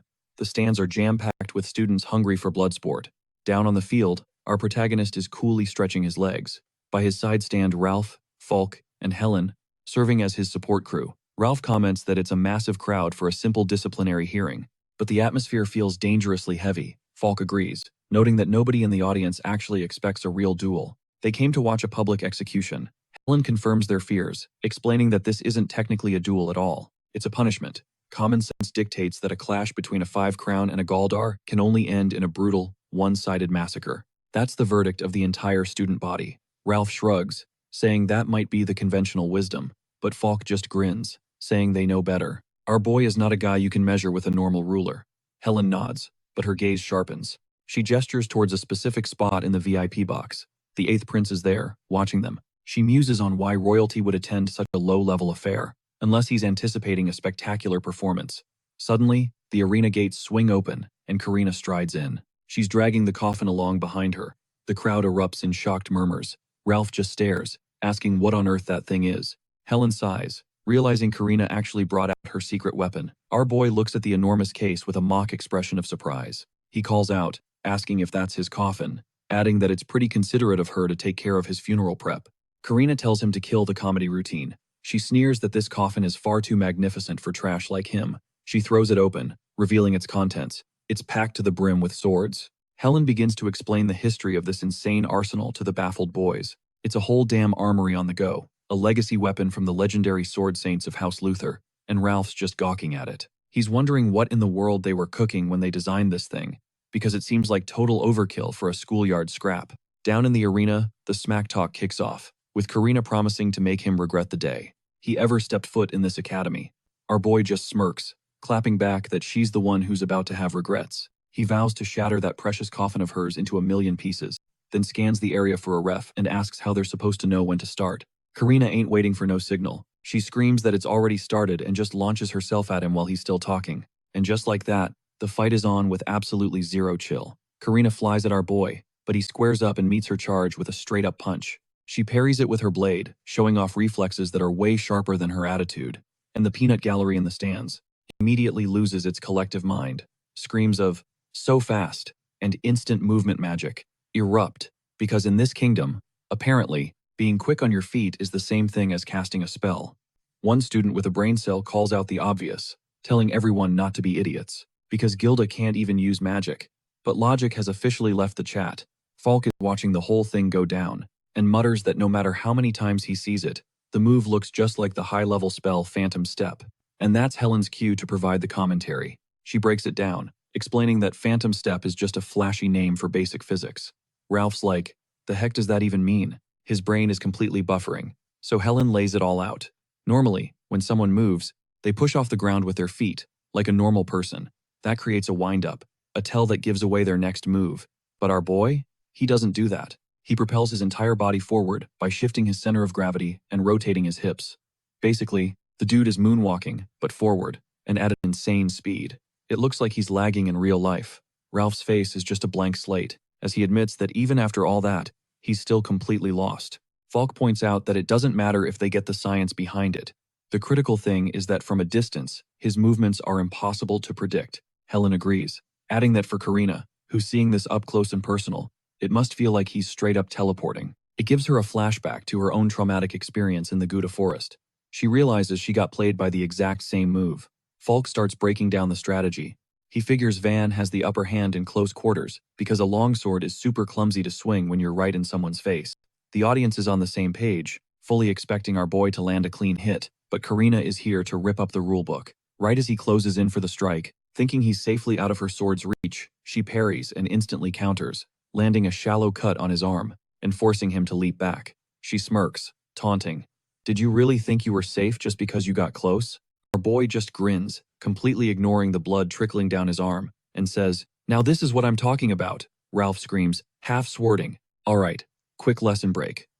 Longswords have this unsharpened part of the blade, right above the handle, called a ricasso.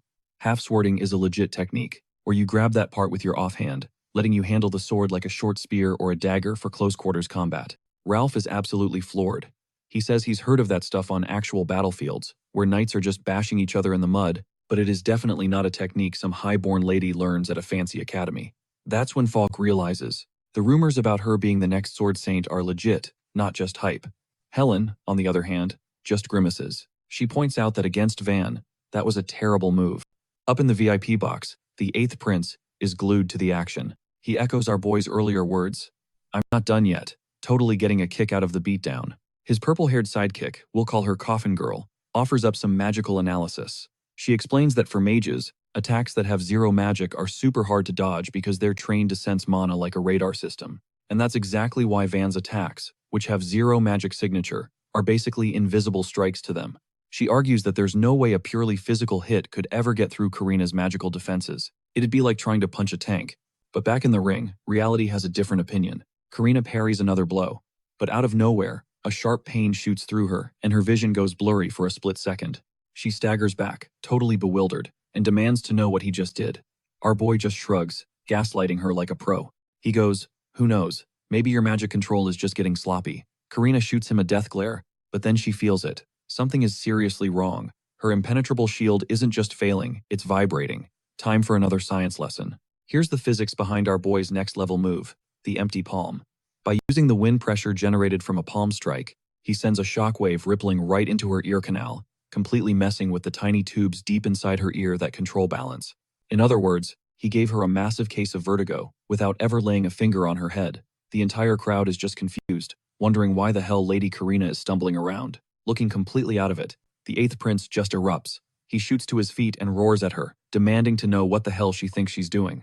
He spits, asking if she dares call herself a noble, with that sorry excuse for a performance. The 9th prince, however, just sips his tea, watching the drama unfold with a hungry glint in his eye. Our guy smirks, asking if they're about ready to wrap this up, but the purple-haired lackey just shrieks Lady Karina's name in terror. Seeing his chance, our hero lunges forward to land the final blow, but Karina decides she's done playing by the rules. A colossal magic circle erupts beneath her. The arena floor splinters like cheap glass as a devastating shockwave rips through the air, blasting our boy backward just before his attack connects. Ralph's jaw hits the floor, stammering about what just went down. Our hero, meanwhile, is already calculating. All she did was swing her sword down, but the raw, untamed magic was so intense it rattled him to the very marrow of his bones. But then, the sword in Karina's hand disintegrates into a cloud of metallic dust. This, Karina explains, is exactly why generations of sword saints hunt for the legendary sword coffin. Her special technique, Heavenfall Blade, channels such an insane amount of mana into a weapon that ordinary steel literally self-destructs to escape the pressure. And as they just witnessed, the sword couldn't handle that kind of power. That's the move's only weakness. The 8th prince just grins, finally getting that she's been sandbagging this entire time. The purple-haired goon confirms that anyone hit squarely by that technique would be vaporized. Our guy just glances at the pile of dust on the floor and deadpans that she really needs to take better care of her equipment. She's blazing through her gear, like a loot-addicted RPG player on a rampage. Karina flashes a smile back, but there's no warmth in it. It's pure predator. She declares this ends with the very next hit and pulls a brand new sword from the coffin. The entire vibe in the arena shifts. A student in the stands realizes she's actually going for the kill. Another one argues that it's the only fitting punishment for a filthy Galda who dared to challenge a noble. Ralph is freaking out, realizing if that attack lands, Ben is 100% dead. Fox tries to keep his cool. He insists that, as long as it doesn't hit, Ben can just use Phantom Step to get out of the way. But Helen completely shatters that hope. She lays out the brutal facts. Ben's attacks are connecting, sure, but they don't have enough juice to take Karina down in a single hit. Karina's Heavenfall Blade, on the other hand, can literally one-shot Van into oblivion. In terms of strategy, Karina will gladly eat one of Ben's hits if it means she can unleash her nuke at point-blank range, and even if he dodges the blade itself, the shockwave from that close would liquefy his internal organs, especially since he has zero magical defense. The color drains from Fox's face. He asks what Van could possibly do. Back on the field, Karina delivers her final offer. She tells him, for the last time, to accept the station he was born into. Do that, and she'll let him live. Our boy just heaves a sigh. He asks if she's really that hung up on social status. Karina just doubles down, preaching that magical power is dictated by one's bloodline, the very bedrock of the kingdom's hierarchy. Our guy just smirks, calling that the most textbook noble response ever. And then, he goes straight for the emotional jugular. He asks her if she honestly believes that becoming a true noble will finally make her precious father notice her. Karina freezes solid. Then our boy drops the absolute bombshell. He reveals that he knows her secret. She's half commoner, isn't she? That's the real reason she's fighting so hard, so desperate to become a real noble, all for a scrap of daddy's approval. And with that, Karina finally breaks. Having her deepest, most guarded secret blasted on loudspeaker for everyone to hear completely shatters her composure. You, she shrieks. An absolutely insane amount of energy begins to swirl into her sword. From the sidelines, Fox is totally lost, wondering what they're even talking about. But he understands one thing. Van is pushing her buttons on purpose. He's trying to bait her into using her most powerful all-out attack. Fox can only wonder why. And then it hits him. Van is setting her up to use that move.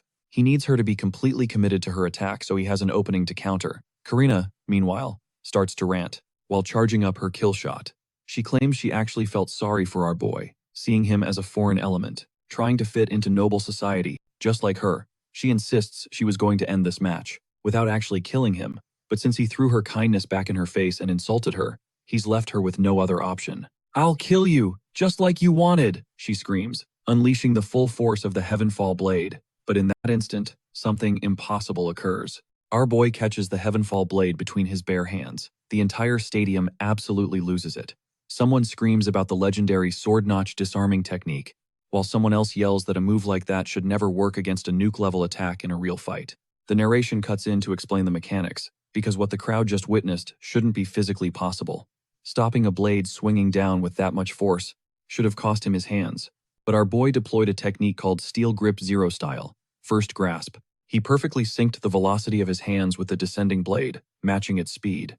Then, in the microsecond of contact before the sword could finish its arc, he fractured, scattered, and absorbed the entirety of its kinetic force. It's the exact same technique he used to humble Helen's ice spears, and now, it has utterly neutralized Karina's ultimate attack. Karina is just stunned. Her overwhelming power was snuffed out in an instant. Impossible, she stammers, but our boy gives her zero time to work out the physics. He launches her backward, sending her flying toward her coffin before she smashes to the ground on her knees, sputtering up blood in total disbelief. The entire audience is having a collective meltdown. The legendary sword princess was just brought to her knees by a Galda. Is this really the kind of power a commoner can wield? The eighth prince is absolutely floored. The purple-haired coffin girl is in a full-blown panic, screaming for Lady Karina. Even our boy's personal hype squad, Helen, Ralph, and Falk, are on edge, yelling at him not to get cocky now. Our boy just looms over her, utterly silent. Karina looks up, trembling, and asks him why he's hesitating to finish the job. She spits that he's showing her mercy. Our boy just sighs, denies it, and then unleashes a verbal takedown so savage it's a finisher in itself. He tells her he has zero interest in bullying some half-baked noble lady. He says she's still holding back and demands she show him the real Karina. That's the trigger. Karina snaps. Mumbling some seriously dark promises, she scrambles back to her coffin. The eighth prince smirks, knowing she's finally about to draw that weapon. Even her purple-haired lackey looks terrified, admitting this is her first time ever seeing the real thing. Ralph asks if she's actually serious. Falk confirms it. Even though he's not a swordsman, the weapon's reputation is legendary. Helen gives a grim nod. It's one of the most famous swords in the entire country, the personal blade of the sword saint, the Sturmklang, also known as the Starry Sword. The narrator explains that this is a spring sword, forged from an incredibly thin, flexible, and rare metal. In action, it's less a sword and more a whip made of razor-sharp steel. Our boy recognizes it instantly, but in his previous life, this weapon went by a very different name. It was known as the Massacre Sword, Blood Chain. Karina gets to her feet, radiating a terrifying red aura of pure killing intent. She snarls that she's about to show him exactly what she sacrificed to stand on this stage. Our boy doesn't even flinch. He just says, "Yeah, I'll witness all of it." Karina declares that this is her absolute full power. She screams for him to withstand it if he can, swinging her blade and shattering the air into a storm of crimson mana circles. Ralph just gawks at the insane light show, yelling, "What in the hell is that? Can you even call that swordsmanship anymore?" Falk grimaces, calling it a threat on the level of national-grade magic. Helen identifies the technique. It's the secret art, Circle Requiem, an ultimate technique that only the absolute head of the Luther family is supposed to be able to achieve. The move uses magic to amplify the spring sword's insane flexibility, pushing the blade's tip to supersonic speeds. Basically, she turned her sword into a blender powered by pure hatred. Karina officially names it the Dance of the Circus. She proclaims that anyone who steps inside this domain, whether they wield fire or lightning, will be shredded into nothing. She warns him that the kill zone is about to expand and swallow the entire arena. She graciously tells him he can run away, but if he stays, they won't even find his bones left to bury. Our boy literally yawns. He says there's no need to bother explaining all that. "I'll just come to you instead," he says, and starts walking straight into the meat grinder. Internally, he admits it's fast, but it's not completely invisible. The narrator explains his insane countermeasure: sense acceleration, Shika. It's a phenomenon where the brain's processing speed kicks into hyperdrive under extreme stress. It's a natural survival mechanism that humans have for finding the best way to live, usually triggered by chance. But our boy has completely mastered the ability to flip this adrenaline overdrive switch on command. He says, "Let's go," and steps into the storm of blades. The students are screaming their heads off, but the ninth prince squints his eyes.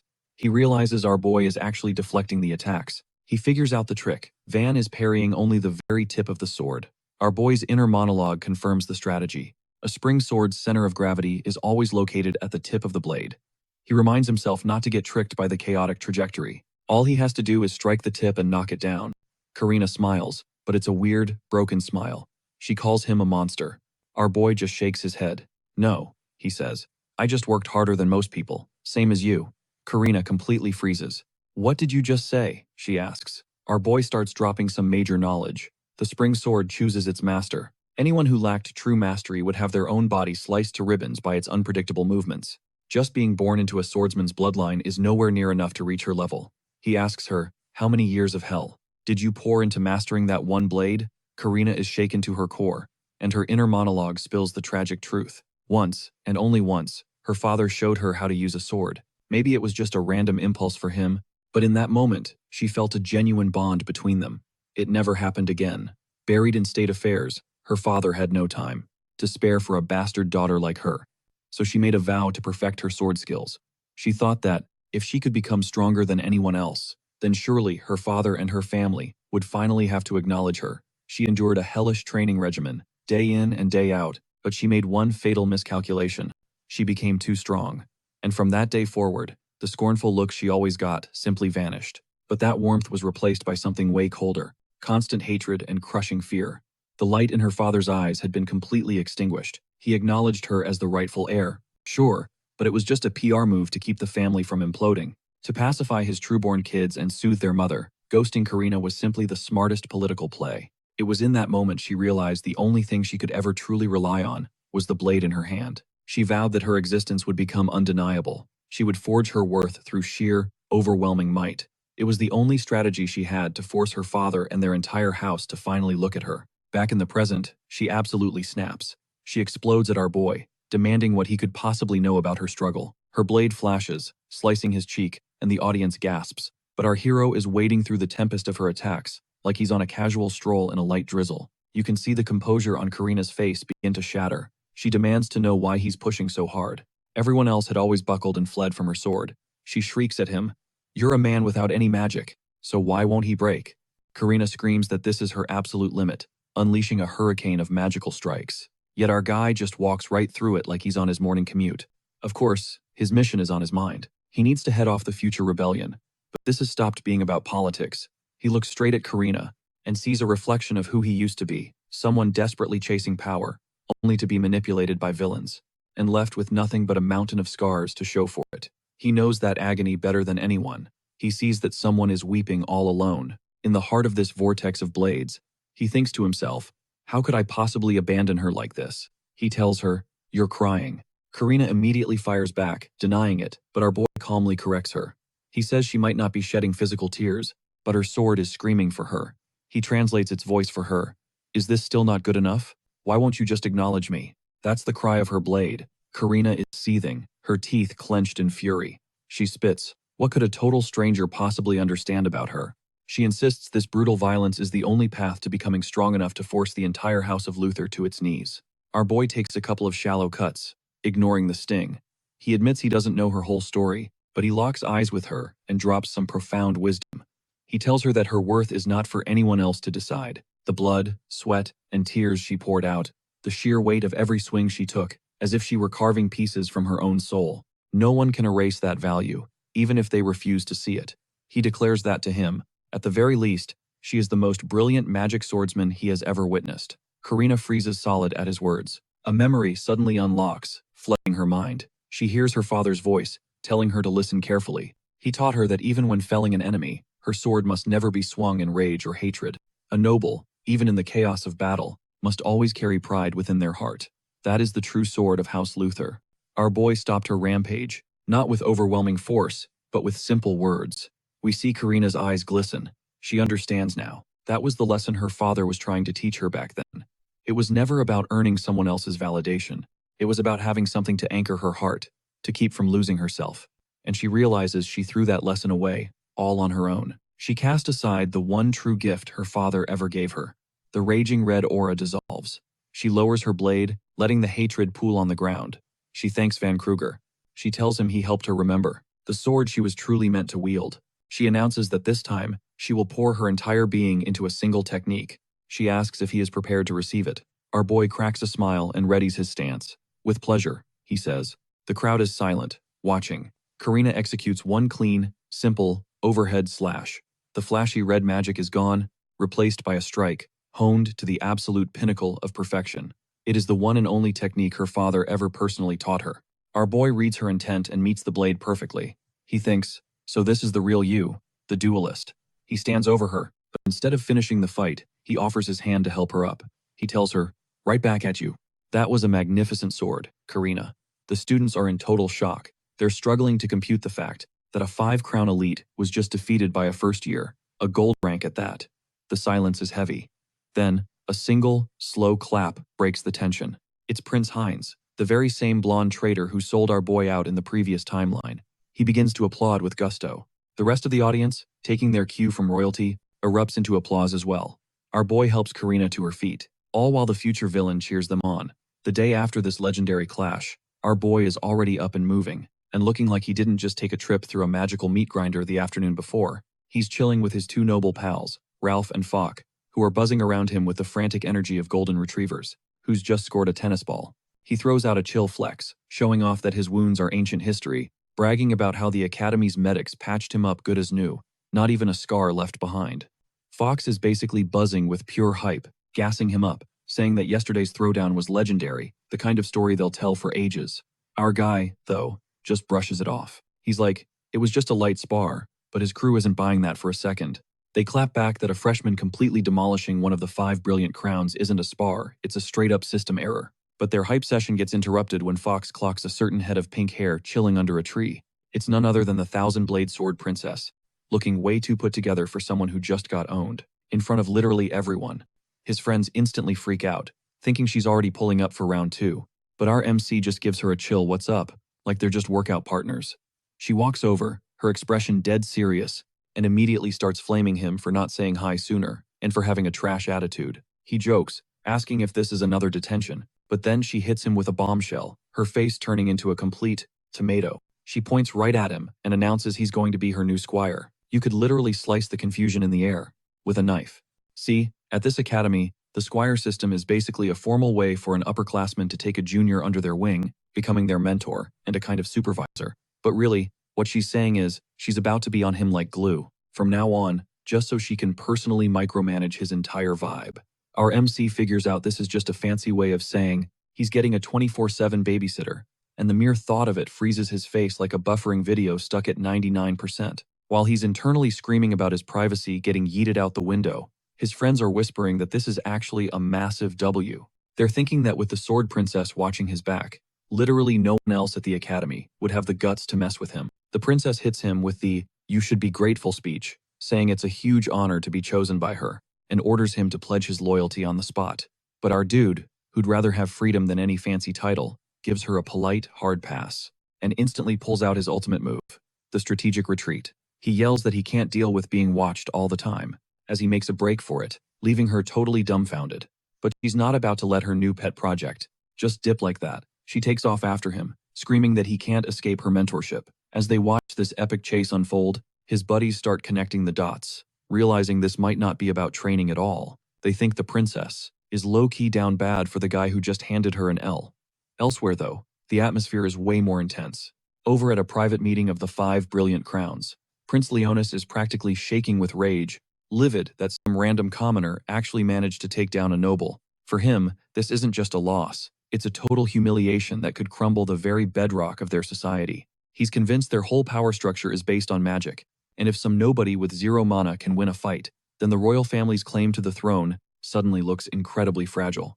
He smashes his fist on the table, absolutely certain that the Ice Flower Lady is trying to tear down the entire noble class by even letting our MC into the academy.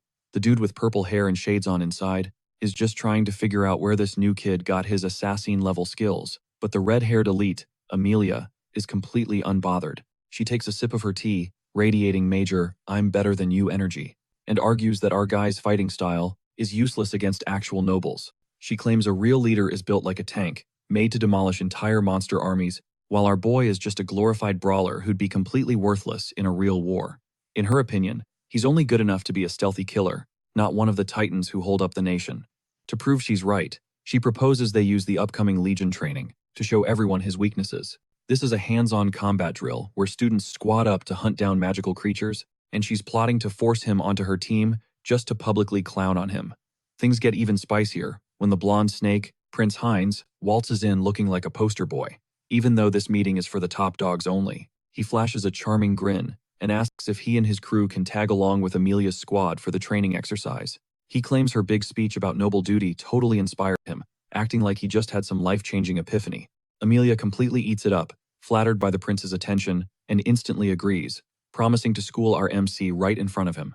Heinz just stands there, smiling a smile that says he majored in backstabbing, clearly cooking up some kind of master plan, full of drama. Meanwhile, back on campus, the epic game of chase is finally over, as the pink-haired princess finally corners her guy. And the scene cuts to a surprisingly chill tea party with the Ice Flower Lady, where our hero is just casually snacking on a cookie. Like squirrels hoarding nuts for the apocalypse, his 2 loyal bros, Ralph and Falk, are laser-focused, absorbing the intel for the upcoming Legion training. Falk drops the bombshell. This ain't some school field trip. They'll be commanding real-deal kingdom soldiers in live combat. Mid-crunch, our hero pauses just long enough to connect the dots. So, it's basically a commander internship? Helen gives him a nod. Exactly. She then lays out the mission specs. Their playground will be the Lament Wetlands, a cursed magical wasteland that has vibes just as depressing as its name suggests. The area is absolutely saturated with dense, heavy magic. Think the forest from the entrance exam, but cranked up to a nightmare difficulty. Helen continues, explaining that the wetlands are crawling with beasts, and when their numbers explode, they start migrating and triggering stampedes that could literally wipe cities off the map. That's where the nobility steps in, tasked with the grim duty of population control. They have to thin the herd before it's game over for everyone. Our guy just nods, gesturing for her to go on as he annihilates another bag of chips. She breaks down the chain of command. First years are squad leaders. Upperclassmen take those squads and form them into companies. That's when Ralph asks the question they're all thinking. So if we crush this, we get clout, right? Helen cracks a smile, confirming that every single one of the current 5 brilliant crowns made a name for themselves during their first-year Legion training. But here's the twist. The upperclassmen get to hand-pick the students they want for their companies. And our boy's first thought? He's about to get picked last, like the kid with cooties in dodgeball. He's convinced a Gilda like him will be stuck with the rejects. Helen shuts that down fast. Turns out, a ton of seniors are actually fighting to draft him. He looks totally baffled, so his boys have to spell it out for him. Bro, you're the dude who bodied the sword princess and slayed a demon. You're a living legend, a total enigma. The guy who wrecks people without a single speck of magic. Our boy is stunned. In his last life, He was basically invisible. And now, he's the most popular guy in school. He can feel his world shifting, piece by piece, though he also senses that not everyone is vibing with his sudden glow-up. His danger sense is blaring. His eyes flick to a distant balcony and lock onto the furious glare of Prince Leonis. The prince is visibly rattled. How could he have been spotted? Without any magic detection? He just scoffs, gritting his teeth and muttering for them to enjoy their little friendship games while it lasts. Back at the table, Helen offers an easy fix for all this draft day drama. She's going to use her priority pick as a crown to snag Van, Ralph, and Falk for her own unit. The sidekicks are hyped, already celebrating joining the A-team, but the party gets crashed by a voice they all know. The Sword Princess herself materializes, looking like she's about to start a turf war. She declares that keeping an eye on Van is her duty, since he's her squire, which means, obviously, he'll be serving under her command. Our boy instantly objects, shouting that he already turned down that gig, but he's talking to a wall. Helen just laughs. Well, that sounds like fun, too, completely blowing past our hero's desperate pleas for basic human rights. Flash forward a few days later, the crew is huddled around the bulletin board, trying to see the official squad assignments. The place is mobbed. Falk points out that getting picked by a big shot senior is a huge flex. They frantically search the list for Helen's unit, figuring they're all locked in, but then our hero freezes. His name is missing. He quickly scans the Sword Princess's unit. Nope, not there either. A cold dread washes over him as he points a trembling finger towards the listings for the 5th company. Ralph and Falk go ghost white. They're like, this has to be some kind of twisted joke, right? Because the commander of the 5th company is none other than Amelia Rosen. You know, the fiery-haired elitist who believes commoners are basically human cobblestones. Oh, but it gets so much worse. Falk gestures to the name slotted right beside Van's, Prince Hines. Our boy just stares, the horrifying realization dawning on him. He's been drafted into a living nightmare, stuck on a team with the snake from his past life, and the woman dead set on ruining his future. And right on cue, the blonde backstabber himself saunters over with Amelia in tow, grinning like a predator that just cornered its prey. Well, isn't this a delightful coincidence? He purrs, as our hero slowly turns to face him, wearing an expression that looks like he just chugged sour milk. Prince Hines and the red-headed noble close in on him, with the unnerving vibe of an HR manager about to announce layoffs. The blonde snake flashes a smile. That's way too dazzling for a dude with blood on his hands, acting like that whole entrance exam fiasco was just a fun little team-building exercise. He holds out a hand, suggesting they should work hard together, but our hero hits him back, with all the warmth of a freezer. He glares at the outstretched hand, like it's a piece of week-old garbage, and just gives a curt, dry yeah without making contact. That's when the red-haired commander, Amelia Rosen, steps forward, introducing herself as one of the 5 brilliant crowns. Our guy gives a respectful, if forced, bow, and apologizes for not greeting her sooner. Amelia just waves it off, claiming she's not a fan of all that stiff formality. But in the very next breath, she tells him to never forget his place as a worthless guild beneath her. His entire mission is to become invisible and follow her orders like some perfectly obedient dog. Before the atmosphere can curdle any further, Helen, the very recruiter who championed our boy's entry into this academy, steps in, questioning if Amelia's approach is a tad too hostile. Amelia refuses to budge, framing her hardcore elitism as some twisted form of mercy. She's dead serious, convinced that non-magic users are basically walking liabilities just waiting to get the whole squad wiped. So, as a kindness, she's sticking him on lookout duty. Our protagonist realizes Amelia is the absolute worst type of opponent because her gaze is completely free of any actual malice. She isn't just being cruel. She genuinely, down to her bones, believes she's doing the right thing. Our hero fires back that having a role to play is everything, which is the whole damn reason he dragged himself to this academy to begin with. He flashes back to Helen's advice that magic isn't the only climb to the top, and tells Amelia to use that condescending gaze of hers to watch him prove he's anything but disposable. Amelia just offers him her back, striding away with the blonde snake trailing behind her, like a well-trained puppy. Hines lingers for a moment to deliver a sickeningly sweet "don't you worry" speech, promising that his talents will shine eventually, all with a tone that says he's already picking out the coffin.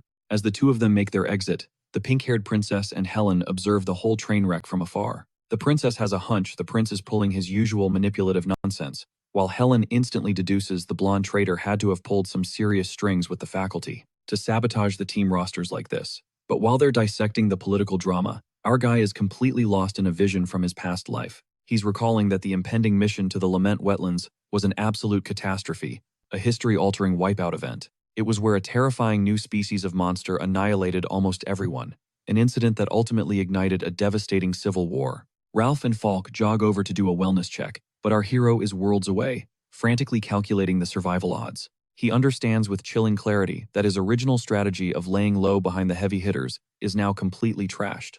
If that new nightmare creature makes an appearance, his pure-hearted sidekicks are absolutely not getting out of there in one piece. He is now trapped in a unit where he's being treated like the water boy, while the real danger is about to spike to levels nobody is ready for. And right on schedule, as they prepare to move out, Amelia launches into some grand, theatrical speech about the glory of noble pride and a warrior's grit that has the entire army roaring with hype.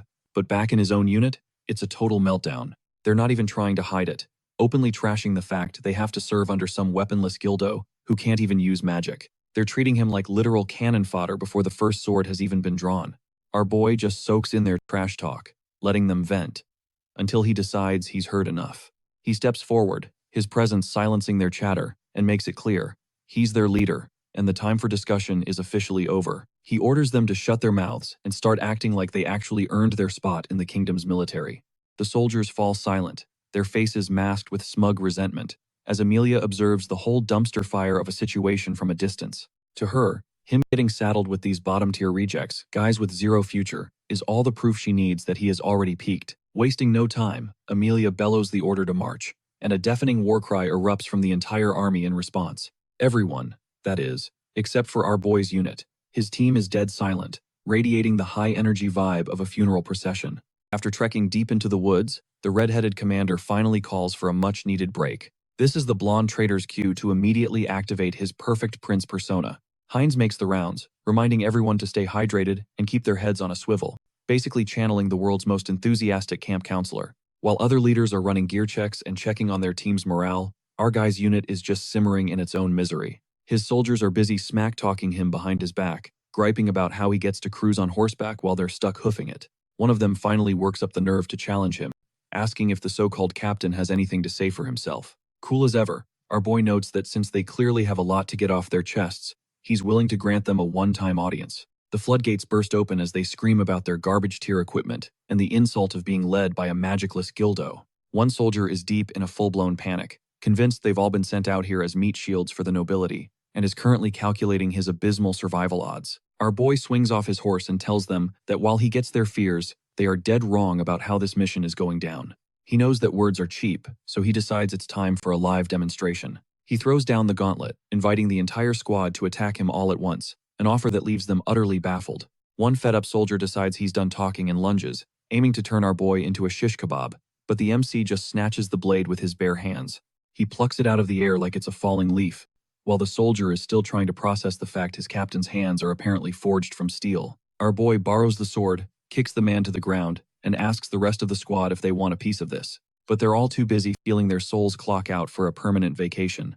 To really drive the message home, he takes the worn-out blade and, with a single, fluid slash, turns a nearby tree into a pile of firewood. In an instant, his soldiers and even troops from other teams are looking at him with the kind of awe usually reserved for living legends. He hands the blade back, admitting it's a little worn but perfectly functional.